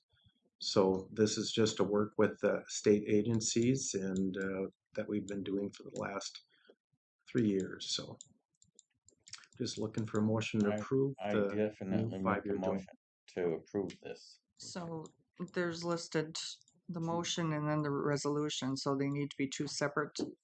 Yeah, I'll move the 5-year joint powers agreement and participation of Minnesota Internet Crimes Against Child Task Force. Okay, Second. Paul and Gary. Any discussion on that one? All those in favor say aye. Aye. Opposed? Carried. Okay, now a motion for the resolution. Sure, I so move that as well. Okay, I'll second. thank you, Warren. Any discussion on that? All those in favor say aye. Aye. Opposed? Carried. Okay, thank you. And the second item coming forward is we have a retirement coming up in our records division. And I'm looking to replace that position. We're going to be retiring on August 29th. And that's a clerk typist 3 position. Just looking for a motion to approve opening and hiring for that position. Okay, Mark, Second. seconded by Paul. Any discussion? Comes up pretty soon. Yeah. Yeah, quick. All those in favor say aye. Aye. Opposed? Carried. Okay, that's all I have. Thank you very much. Thank you. Have a good day there, Sheriff. You too. Take care. Okay, next on the agenda is Ted. Good morning, everyone. Good morning.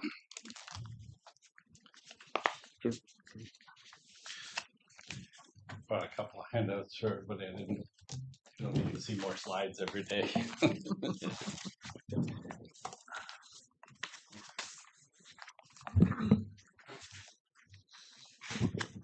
Good morning, everybody. My name is Ted Preister. I'm the Executive Director of the Red River Basin Commission. I have been the Executive Director for about 6 years now, and I appreciate you asking me to come out today. Though you caught me a little bit off guard. My coordinator that normally handles this just moved on to a different position, so I had to do a bunch of extra homework to figure out what am I going to see this. So the Joint Powers Board that we've requested funds to support for the coming year, 2026, was formulated in 1987. Actually, at that point in time, the state legislature directed counties to develop a water development plan or a water plan for the entire county. In the those plans took about 7 years to coordinate and get written across the entire basin. So the Basin Commission had quarterly meetings to bring together county commissioners from all of the different counties, 18 of them in Minnesota. When that was completed, the members of that Joint Powers Committee board, requested that we continue to host those meetings and have been doing so quarterly ever since. It's surprising that that kind of organization still goes on. To me, I came from the Army when I took this job. I retired one day and joined the commission the next day. But at our meetings quarterly, we always have at least one educational presentation from some entity who does water-related activities. Over the last year, we've had the River Keepers out of Fargo, the Red River Watershed Management Board, the International Water Institute, and the West Regional Water District that is trying to form and help out communities on the edge of the state. So we've been working on a variety of different topics that directly impact Polk County. About a year ago, my employee, who has since moved on, did a recruitment drive to try and get people to come back out to the board. I'm sure she reached out to Polk County. I don't know who she spoke to. So I'd be happy to talk about if someone is interested in participating in the board. At our last meeting, we had 9 different county commissioners: Becker County, Big Stone County, Clay County, Grant County, Monoman, and Stevens County were all present. And we talked about, you could see somewhere there, May. The May meeting is when we had the Red River Watershed Management Board and River Keepers speak to us. I included those last 2 agendas in the packet there. Big picture for the Red River Basin Commission, I always try and cover that because I don't get many opportunities to come out. There's 21 counties in North Dakota and 18 in Minnesota, as well as the 14 rural municipalities that I work with in Manitoba. So I spend a lot of time just keeping the irons in the fire. So it's a privilege to be here. The Basin Commission started as a flood organization. We fight floods is what we did in 1979 is when we formed. As we evolved over the years, we have diverted into a whole variety of other topics, including water quality, soil health, water supply, obviously is a big one for many of the rural counties out there. And currently we're very active in soil health programs because soil health is the best way to improve water quality across the board. So that's what we're focused on. The request this year is for $785 to continue to host these quarterly meetings. The total amount that we received last year from all the counties was $3,800, $3,857, I think is the actual number. And we expend all of those funds just in staff time and meeting logistics. We don't make money on this. It just allows us to continue to facilitate water conversations across the board. Try to be brief, so I hope I hit the big picture stuff. Any questions, I am happy to address. Anybody have any questions? I don't. What was Polk County's contribution again? $785 Per quarter? annual. It's an annual request. 2.5 cents per capita. That's where it was predicated. We haven't revisited the numbers since 2018 is the last time we adjusted our number. So it's been the same number since 2018 because, like I said, we're not trying to increase our budget. We're just trying to maintain what it costs us to operate and do the meetings. Anything else? Oh, that's great. You can't live on that kind of money, so where does the rest of your funding come from? So I have annual base funding from the legislatures of all three, the province and the 2 states. They're obligated to be matched by a local government unit. In the case of Minnesota, it comes from the water districts. So that covers my basic staff time and keeps the lights on at the office. It's a total of $675,000 to maintain 2 offices, one in Fargo, one in Manitoba, 9 employees. And then we do all of these other projects like the soil health project that we're currently working on. We have 20 million from the federal government. Really, we're spending about 150 in staff time, and 75% of that 20 million goes directly to farmers for soil health practices, very much like NRCS equip programs. So that's how we build our long-term capital is through those project activities. We try and offset for day-to-day and regular meeting kind of stuff with those base funding requests. Polk County is represented by 3 watershed districts. Yep. And the Red River Basin Board, matter of fact, years ago, I was on the advisory committee a long time ago. And one of the things I found kind of interesting was, or maybe I'll change my question, your opinion of jurisdiction concerning the 3 watersheds, and Polk County is the drainage authority of certain county ditches, so forth and so on. And ultimately, all of the water ends up in the Red River one way or another. Your opinion of who has the most jurisdiction in water management? Well, that's a complex question. I don't think that there is a straight answer for that, simply because water is too complex and it always crosses jurisdictional boundaries. That's why the Basin Commission exists, is to keep communication open between all of those various entities. And so, at the end of the day, I don't get to make recommendations about policy. That's not what the Basin Commission does. We try to keep everybody talking. So specifically, I'm sure you know Leroy Ossie, who is my treasurer right now on my board.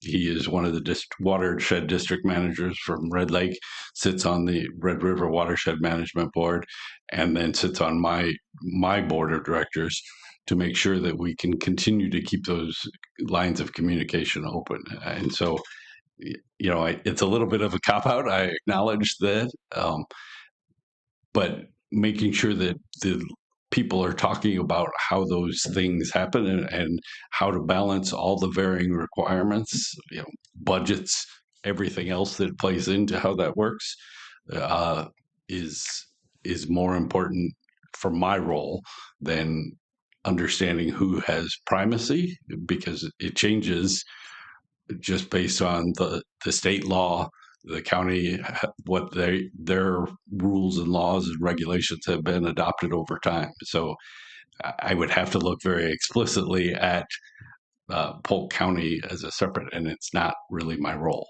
Is that clear enough? Yes and no.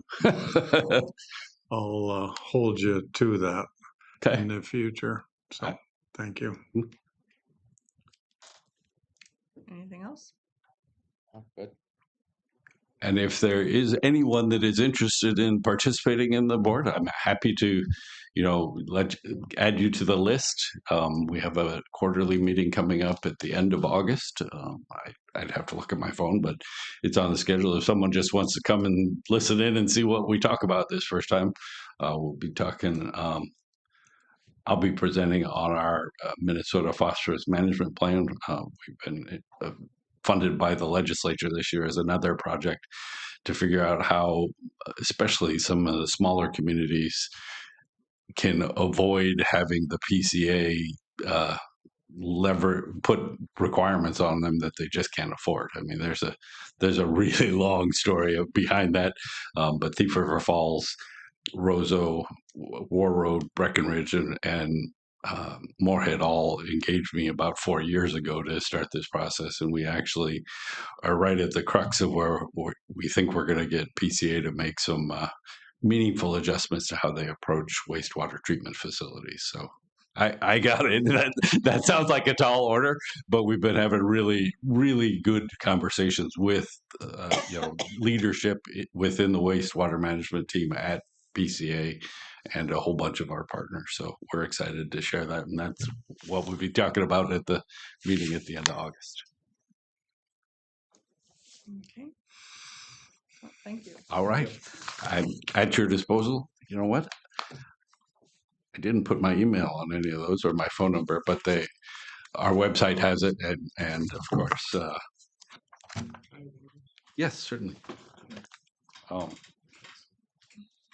Whoever asked me to be here today, I can't remember her name.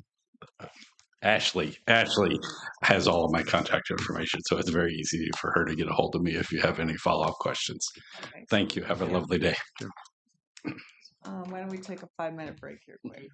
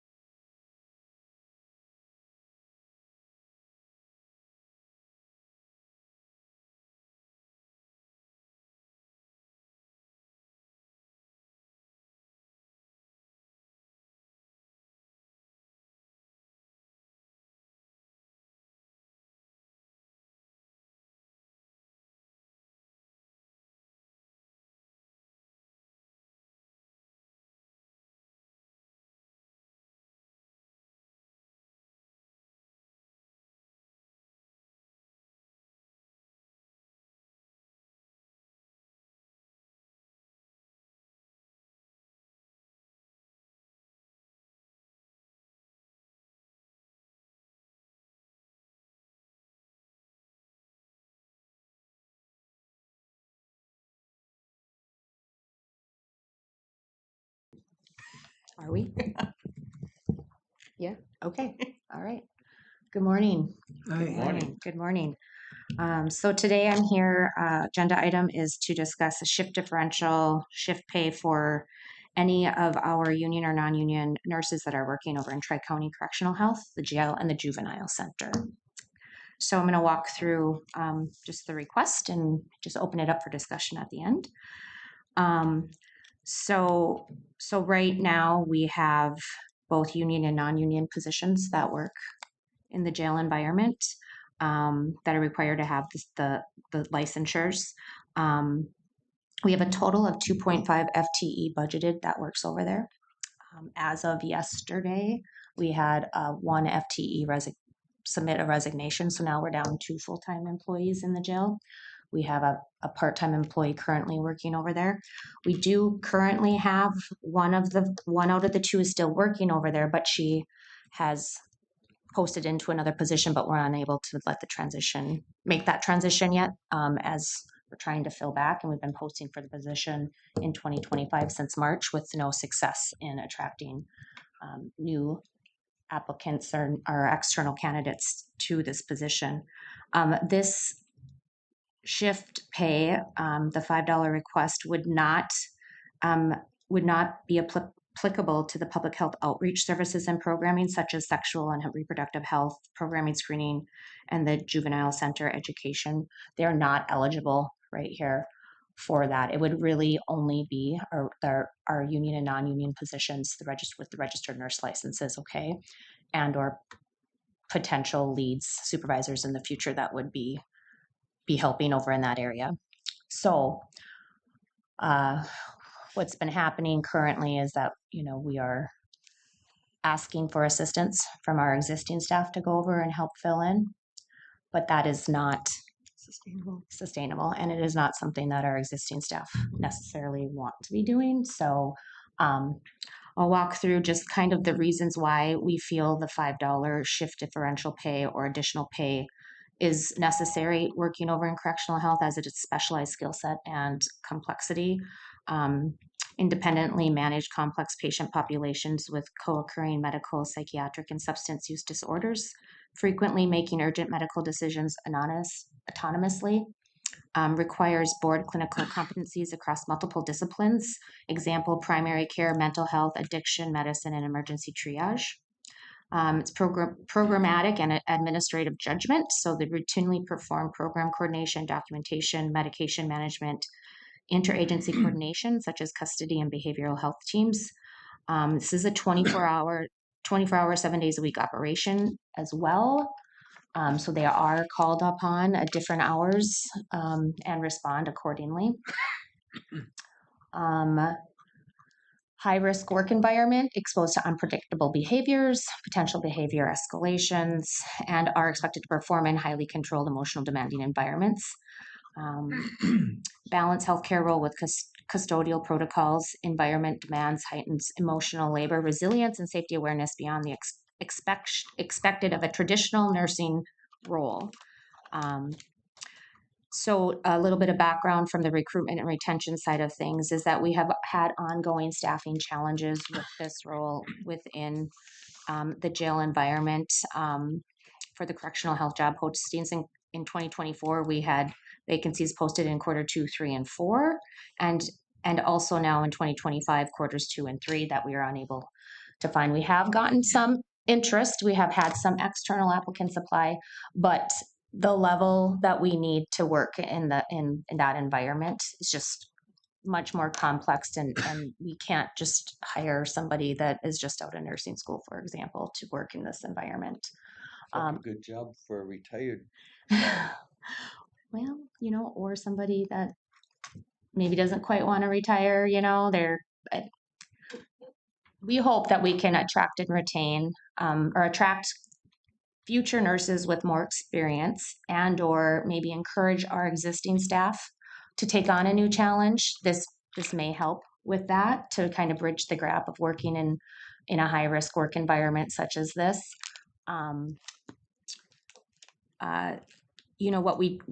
What what we wouldn't want to do, we want to maintain our relationship with Tri-County, of course. We want to staff from within versus going to a third party and outsourcing as other facilities within our area contract out these positions. And we really feel like maintaining it with our own people is a better fit. We have better relationships. And still, if you went to a third party, who's to say if they could even staff it with much more higher costs to the position and to the, to the county. So Finding the people is yeah, the qualified people correct. that have these experiences. Right. And it's really, yeah. And right now with how with what we can advertise for, we're not attracting that into the environment that this is demand, the skill set that it demands. Well, this may help a little. I think so. I think this is a step in that direction to see if it will. And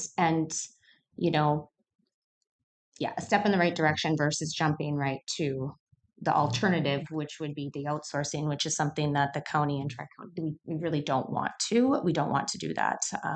Like I said, we feel it's better to maintain that relationship, working with each other, understanding each other. That's invaluable, right? So that, and I hope that it will encourage some of our existing staff to maybe look at this position a little differently and accept this role and the challenges that it offers. So my request, is just asking the board to consider this and approve the $5 an hour as a step in that direction for the non-union and union employees that do work over there with the licensures. Again, it would be excluding other programs that go over there occasionally. This would be for the 2.5 FTE that is currently budgeted. I'll second. Okay, Paul and Warren, Thank you. any discussion? First I thought of the outsourcing, but, just like in the past year or two, there've been issues with some of those companies and That are outsourcing to Yeah, those facilities. Yeah. so I think, like you mentioned, just having it where we do it, I think is just so much better. We really know Internally. what's going on. Mhm.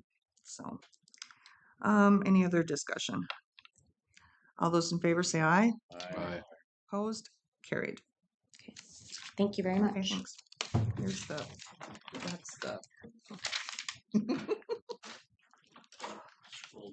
All right.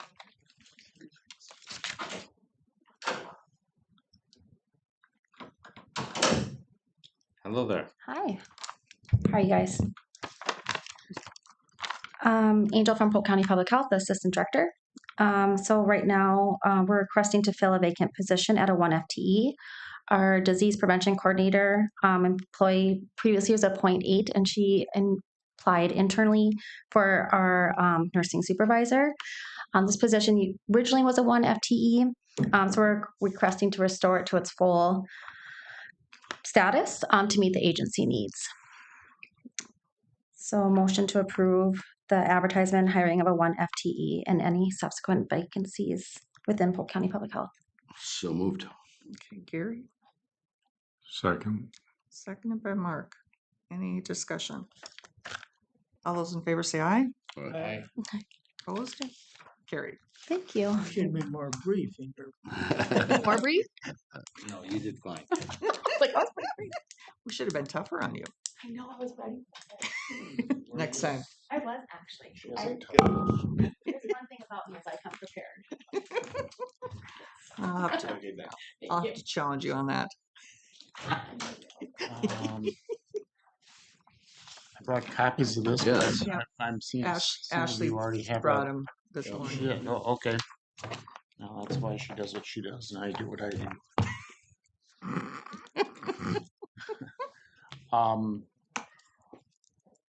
Through Sam stuff, but yeah, I'm a meeting behind. I would usually have done this at the last meeting, but my performance evaluation is coming up. You've all been through this before.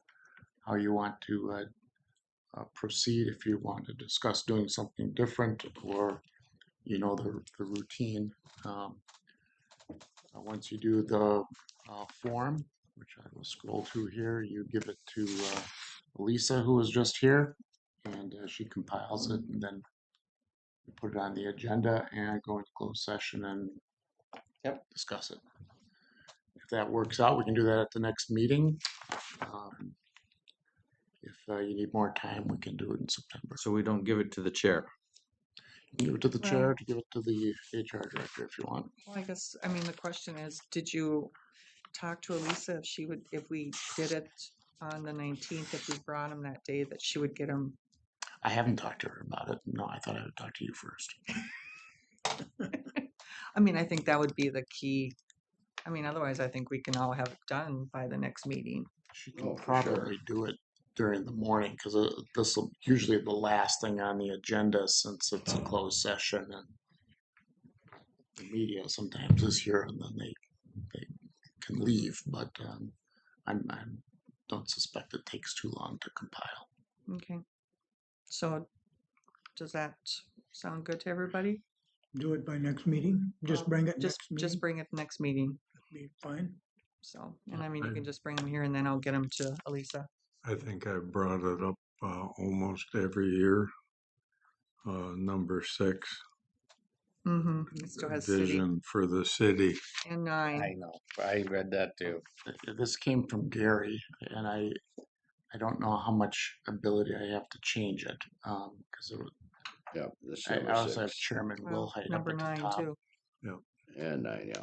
Mm-hmm. But I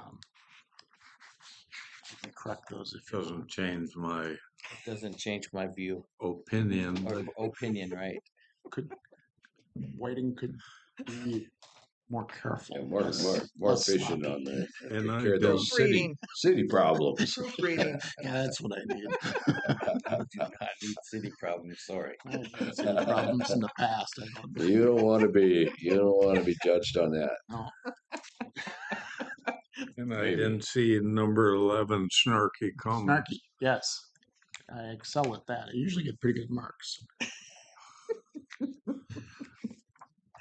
Okay, so then the plan is that we will Yeah, do it and I'll do your thing and I'll see if we can clean the form up for her then to do the compilation on. I thought it was cleaned up, so I don't Well, know. Maybe this is a draft that didn't It get may be me pulling from right. my file because I just go to last year and I pull it forward and mhm. I was like, oh, I forgot about this. I need to do this. Are there any other things that you think should be on here, or I mean, that's kind of You know, for your purpose. it's really what you want to do as far as I'm concerned. If you recall, I had a different one Yeah. that Yeah, we that would was- use internally, but I've kind of everybody, the real key is the content. True. So how best to do it, if you want to write essays, that's fine too. We just compile it and this isn't about what I think you should do. It's about Okay. you telling me what you think I should do. Yeah, I mean, I definitely think that this form is better than the one that was previous. I put the previous one together, but that was to try to make it easy but flexible. Okay. Well, it's very flexible there, but if there's anything specific that you Yeah. want to Yeah. let you know, I mean, that's an Mhm. opportunity to do that. Mhm. It's always a good opportunity to have a good discussion of where Sure. we're going. Mm-hmm, mm-hmm, yeah. So then the plan will be to bring them to our next meeting. And then, I mean, if there's gonna be an issue, then we'll just push the actual review till the Yeah. following meeting. So the next meeting will be the Social Services Board meeting, so there should be plenty of time for her to compile. I'll talk with her here after this meeting. Sounds good. She's Okay. done it before. Yeah, yeah. So, yeah, we'll just Okay. hand them in Yep. to me when we get here for the social service and then get them to her. Good idea. Budget, Gary mentioned that Thursday, Friday, I'm meeting with my department heads and the finance director. Joan and Gary attend those. Go over their initial submittals for their budgets. I haven't really looked at a lot of them very closely because they're doing it in Questica. And we're I think between now and Thursday morning, Stacy and I will have some discussion about how to make sure that we got it presented. everybody's kind of learning it. I'm learning it, the nuances of it. I showed you a little bit at the last meeting. The focus of those 2 days will be what the department specifics are. I make a lot of notes, and I will spend much of August working with them on refining it for the September meetings with the full board, but also to get an idea of what's coming from their point of view. It's not too early to start thinking about the preliminary levy, which you have to decide by the end of September. For us, that scheduled meeting would be the 23rd, but we do have legally until September 30th. If it becomes more difficult, we've historically been at around 5%. And I'm just kind of showing you what that means. One thing to note, we had a $67,000 decrease in county program aid from the state.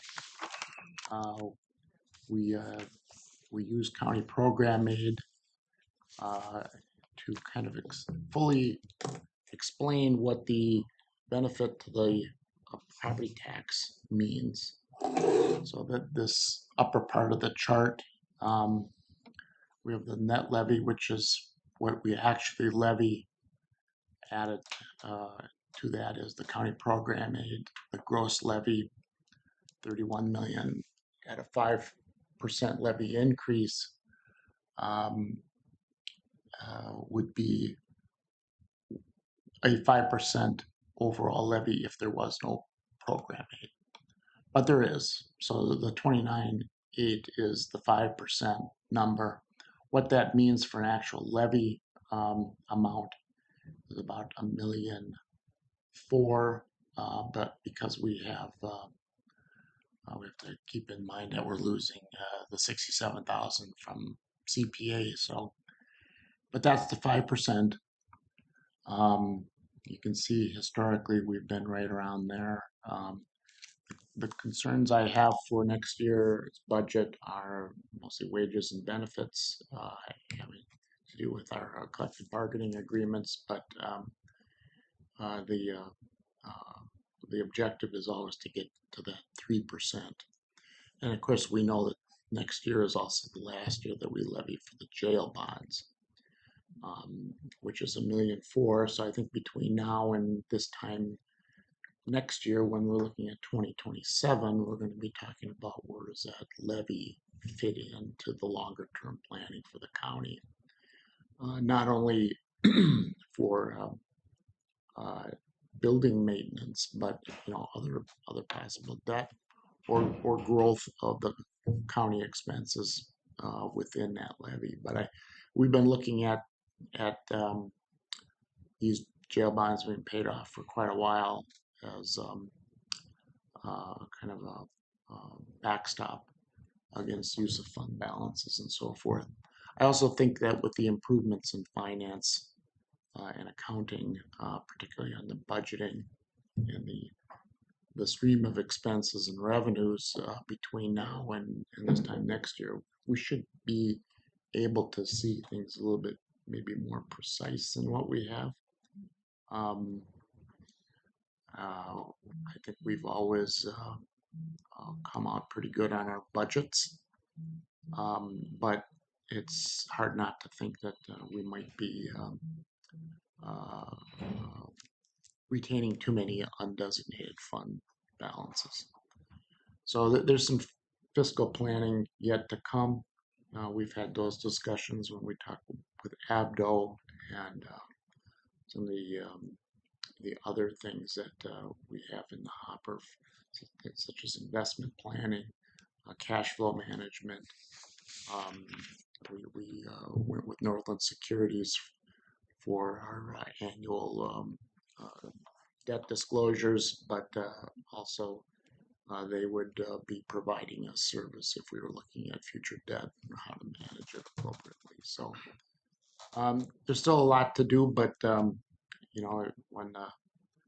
it's a month and a half, 6 weeks from today, we'll end up wanting to have that preliminary levy. I was thinking of giving you the 6% number. Giving you- But as I looked at the total amount, I was like, no, I think 5 is probably more appropriate. And at the bottom of the page here, I put the 1% change in the levy is almost $284,000. So you can mentally or with a calculator just figure out 4, 3, 6, 7 if you want. But I think it's fair to say that the target in the end will still be around 3%. And let's see if there's any other things. I'm not really hearing much from department heads that there's a lot of new positions, that there's big projects. I think we have gone through the building improvements to a great degree. That the ones that are remaining are not so big, not, don't require debt. But we also have some funds available that we need to use appropriately. Case in point, the settlement on the juvenile detention roof issue, that should go towards the capital improvement bond payments. And so there's some things sitting there that'll help us with that levy. So Do we know new construction valuation that's going to become a factor in taxation? I'd have to ask. So that would have been discussed at, any of the prior meetings with Mark Lanzer from the assessor. He probably gave you those numbers, but I can ask him for them again. No, just wonder a ballpark number. Right. You remember? He would have had that for us at the Board of Equalization, but I'll get it for him. Yeah. Well, it seemed to be around that 25 million range. Yeah.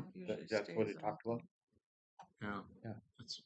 But that, if it didn't fluctuate too much, I guess that would be my question. Yeah, he's If out it till really took a dip or went the other way. I think it was pretty stable. Yeah. Yeah. Like I said, I'll get it from him. I'll get you that. Maybe I'll ask him, Mark, for kind of that same spreadsheet that he did for you prior to values. That'd be handy. Yeah, we'll get that. Like I said, he's gone until Thursday this week. So In the budget presentation, I usually have, I always have what would be considered the tax rate. It's a little more complicated with tax capacity and the way Minnesota does things, but the general, the valuation relative to the levy. Yeah. We've come down, but we've kind of plateaued, and we're just kind of going like this at about the same rate of growth as the valuation. But I also caution everybody that we pretty much have mostly the same taxpayers every year.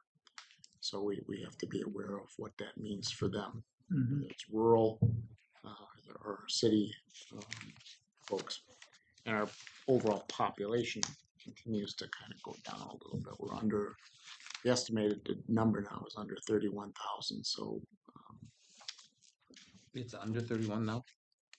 yeah, those are demographer estimates that come between census numbers. One of the advantages I have currently is not being able to work outside as much, and I'm on the computer probably too much.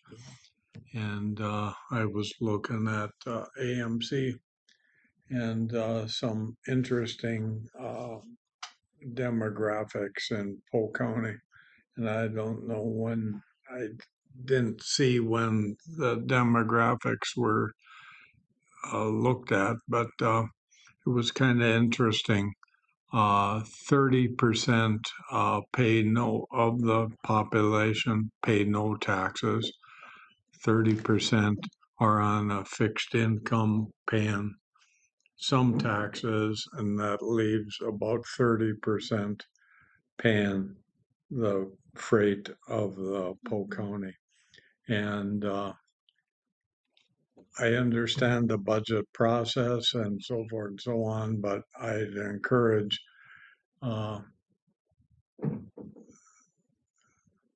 through this process, we start really analyzing county operations, because when this thing flip-flops and agricultural lands, and they are dropping in sales numbers or no sales, we're going to see a huge reversal in tax base, and it's going to shift off of agricultural lands back onto the housing market, just like it did before on lake properties, where we saw them escalate a lot and the farmland was relatively flat.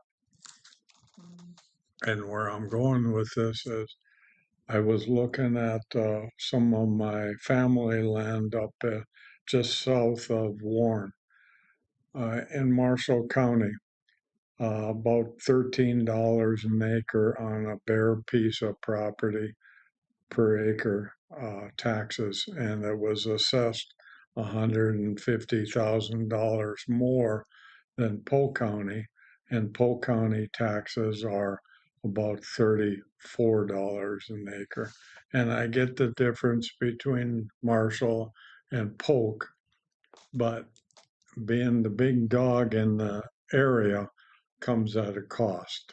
And that's my concern going forward, is how do we navigate that, and how does the county operations navigate that going forward, and how do we make that work so that Polk County taxpayers aren't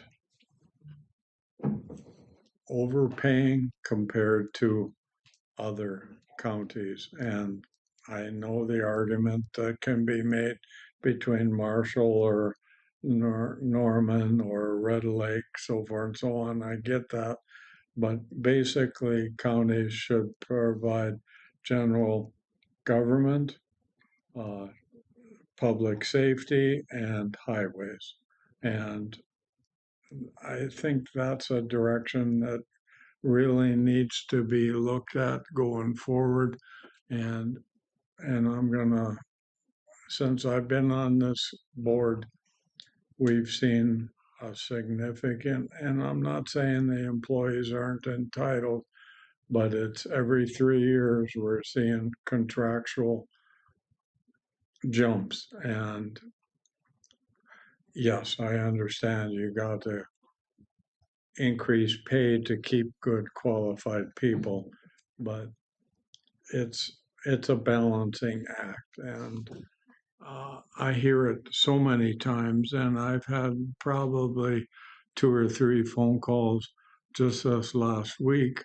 What does the county do for us, Mark, when you're in Farley Township, out in the middle of nowhere, no tar roads, no county roads? What does the county do for us? And that's my concern, and going forward. So, and with respect to the budget process, I get it, I understand it, and I would just encourage members or my fellow board members to really start paying attention to the escalation of property values, because we're coming off of high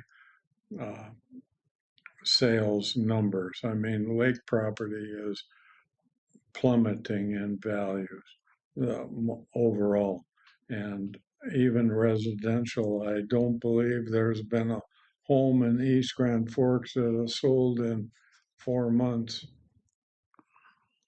That's telling me the downturn has started to happen, and even mortgage rates are a prime indicator of that. You start pushing 6.5% to 7%, people will stop buying, and even farmland, people will stop buying farmland at these interest rates. So I'm very concerned going forward, and I've talked about it before. So Well, it's, I mean, like, my farm down in Mille Lacs County, I'm almost $40 an acre. Yep. You know, but the the one thing that really concerns me is like not necessarily for the 26, but the 27, 28 Or your going 29, forward. yep. You know, all the shifts that are going to be coming from the state and the federal. Yep. You know, I mean, the the talk that I've been hearing, like meetings I've been at and stuff, is that you know, a lot of counties are saying, okay, we're just going to do the basics, you know, because that's all that, you know, as a county and for our tax base, that's all that we can afford. Right. And, you know, I mean, you're going to have people on both sides that, well, no, we need this and stuff too. But it's like, but then are you willing to pay for it? Yep. Yeah. So, you know, those things really concern me going forward. You know, it's because, I mean, there's still a lot of unknowns out there yet. But yeah, there's, you know, definitely a lot more costs that are going to be pushed down to the local level. And, you know, unfortunately, some of it's going to be mandated that we don't have a choice. Yep. But things that aren't mandated, you know, that's maybe where we got to start looking. I can't say I disagree with that. That's what the things that I'm watching, the things that I'm looking at. This, it has to, like you say, it's not this year. It's next year and the next year. What we do now is going to be what happens, and that bothers me. Yeah. How much, you know? And like I said, you know, when I met with, you know, the Farm Bureau lobbyist, I mean, you know, they're starting to realize that, you know, because of all these shifts that are going down to the county level, that, you know, it's affecting the farmers. You know, it's not, you know, it's not just like the homeowners or the businesses. I mean, it's, you know, those cost shifts are, you know, they're affecting everyone. And, you know, the thing of it is like when it's at the state level, you've got a larger population to spread the cost over. You know, when it goes down to the county, like, okay, you're, you know, saying, you know, 60%, you know, pay some or a lot of tax. And so then that just is going to, you know, increase even more. Yep.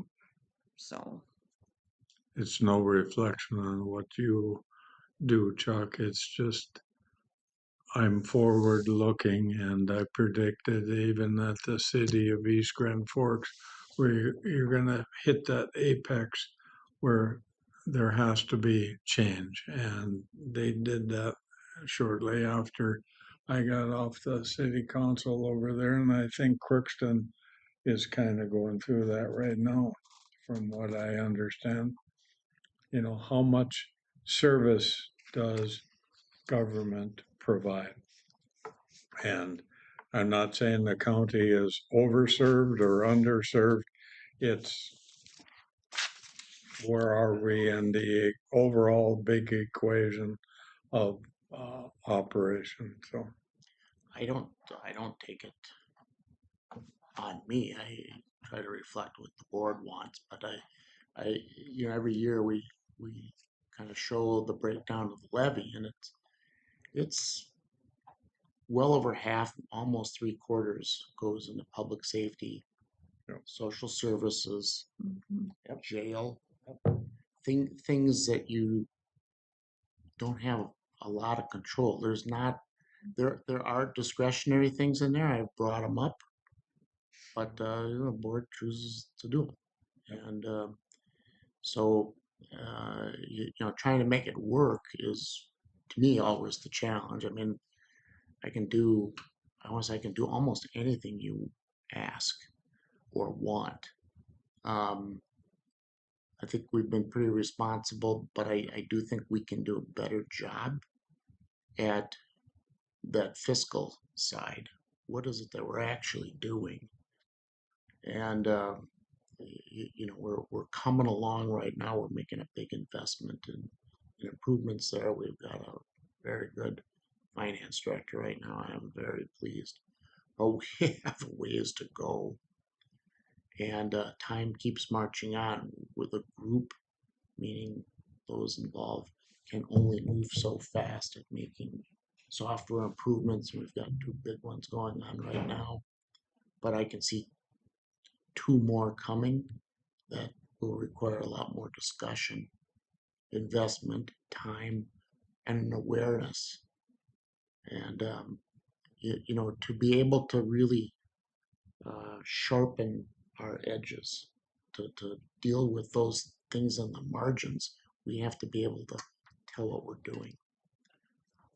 But there are some obvious things that we could change our minds on. Very, I won't say very easily, but I mean, you do those things. We're in a good position to be able to respond to changes. And I will say, having worked in many other places, this is about as stable of an environment economically that I've seen. And I suspect it's a combination of the agriculture.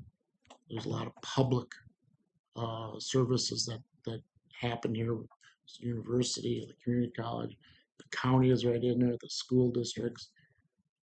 There's a stability there that those things that affect it are parts of it, but they're not like some of the swings I've seen in other places.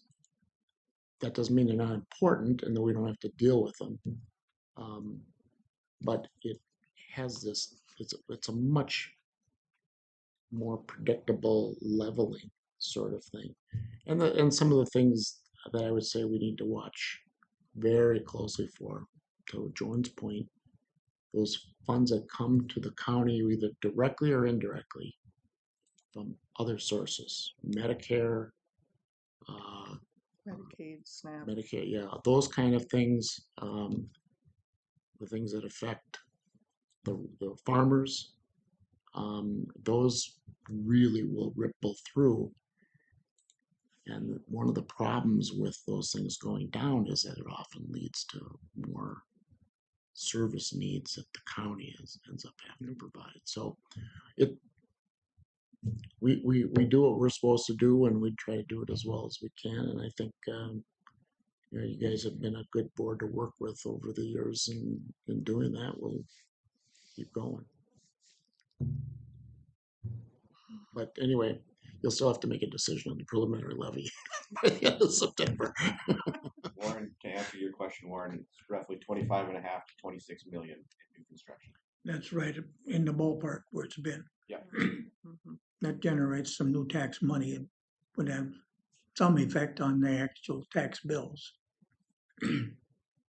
So,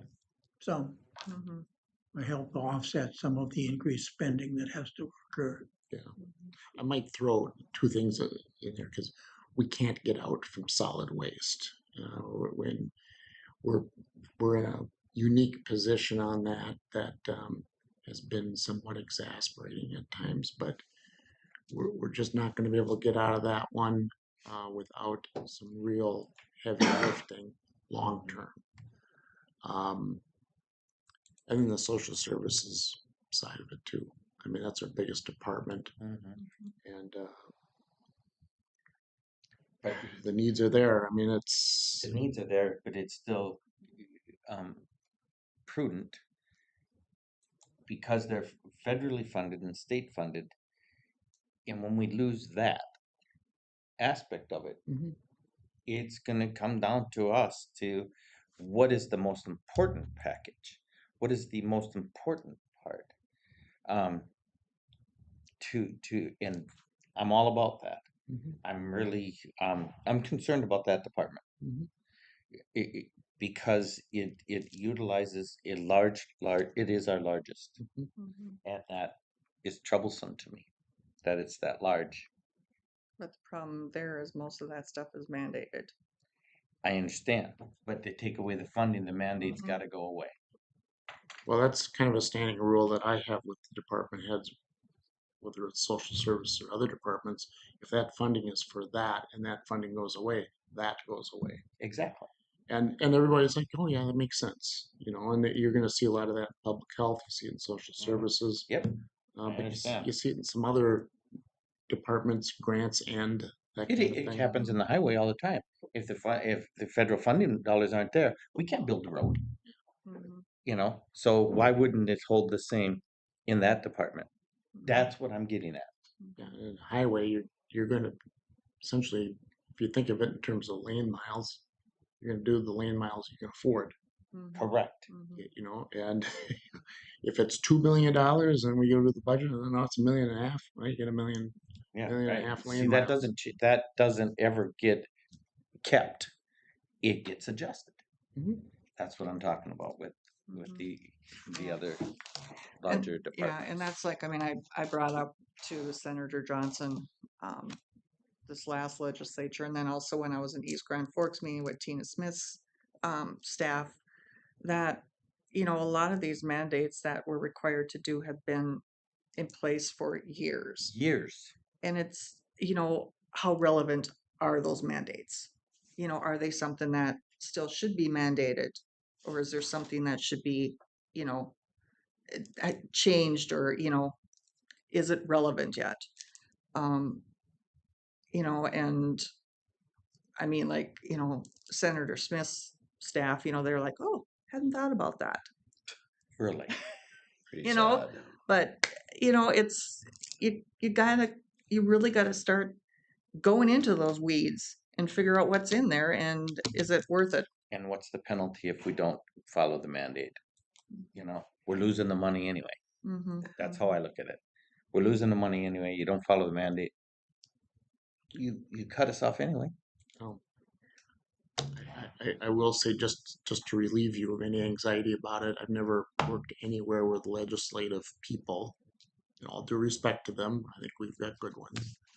Know what you're doing. On the flip side, I have never felt I really understand what they're doing either, because it's a different role, it's a different job. Yes. And you know, some of that requires a lot of communication. I mean, you can go into philosophical approaches or political agendas, whatever you want. The reality is something has to happen somehow. And even from county to county, it's different. And, you know, I'll sit in a room full of administrators like I did in Duluth a couple of weeks ago, and we're all talking about stuff, and we're all coming at it from different angles, different issues. But I don't think anybody should think that you know, we're not trying to do what we think is best for the taxpayer in our respective roles. Yeah, and then I mean, you throw the agencies, you know, in there too. I mean, like, you know, Ted from the Red River Basin said about, you know, cities with their, you know, wastewater treatment, that MPC is, you know, requiring things that, you know, they can't afford, or else, I mean, it's not even feasible. You know, so there's the disconnect there also. I mean, it just, Well, it all makes it very interesting. That's what I always say. keeps me motivated, and off we go. But you know, it's a very practical approach that we end up having, I think, and we'll just keep churning at it. Control we can control, and adapt to what we can't. If we were gonna cut expenses, there's probably only two areas that we probably could do it in, and that's in the transportation and in law enforcement.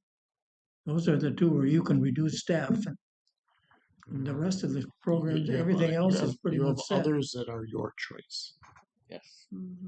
So where I don't see it, that are the places that we can cut other places. Well, I hope so, but those are the two I would not want to cut. Yes, I agree. Anyway, start thinking about that preliminary levy, because that's really what Coming up. gotta do. Coming up soon. yeah, So Well, I think the preliminary is pretty easy to do. Well, It's the next one is the, yeah, so, But okay, so, I don't like misconceptions, and that was the very first time our when I joined goals, here. our goals. That was my biggest thing, is the Right. misconception. Give the levy as best we can, and don't deviate much. expect the misconception and do the best you can to address it. okay, so remember to do your evaluations and bring them to the next meeting. And if there's nothing else, then we are adjourned. Thank you.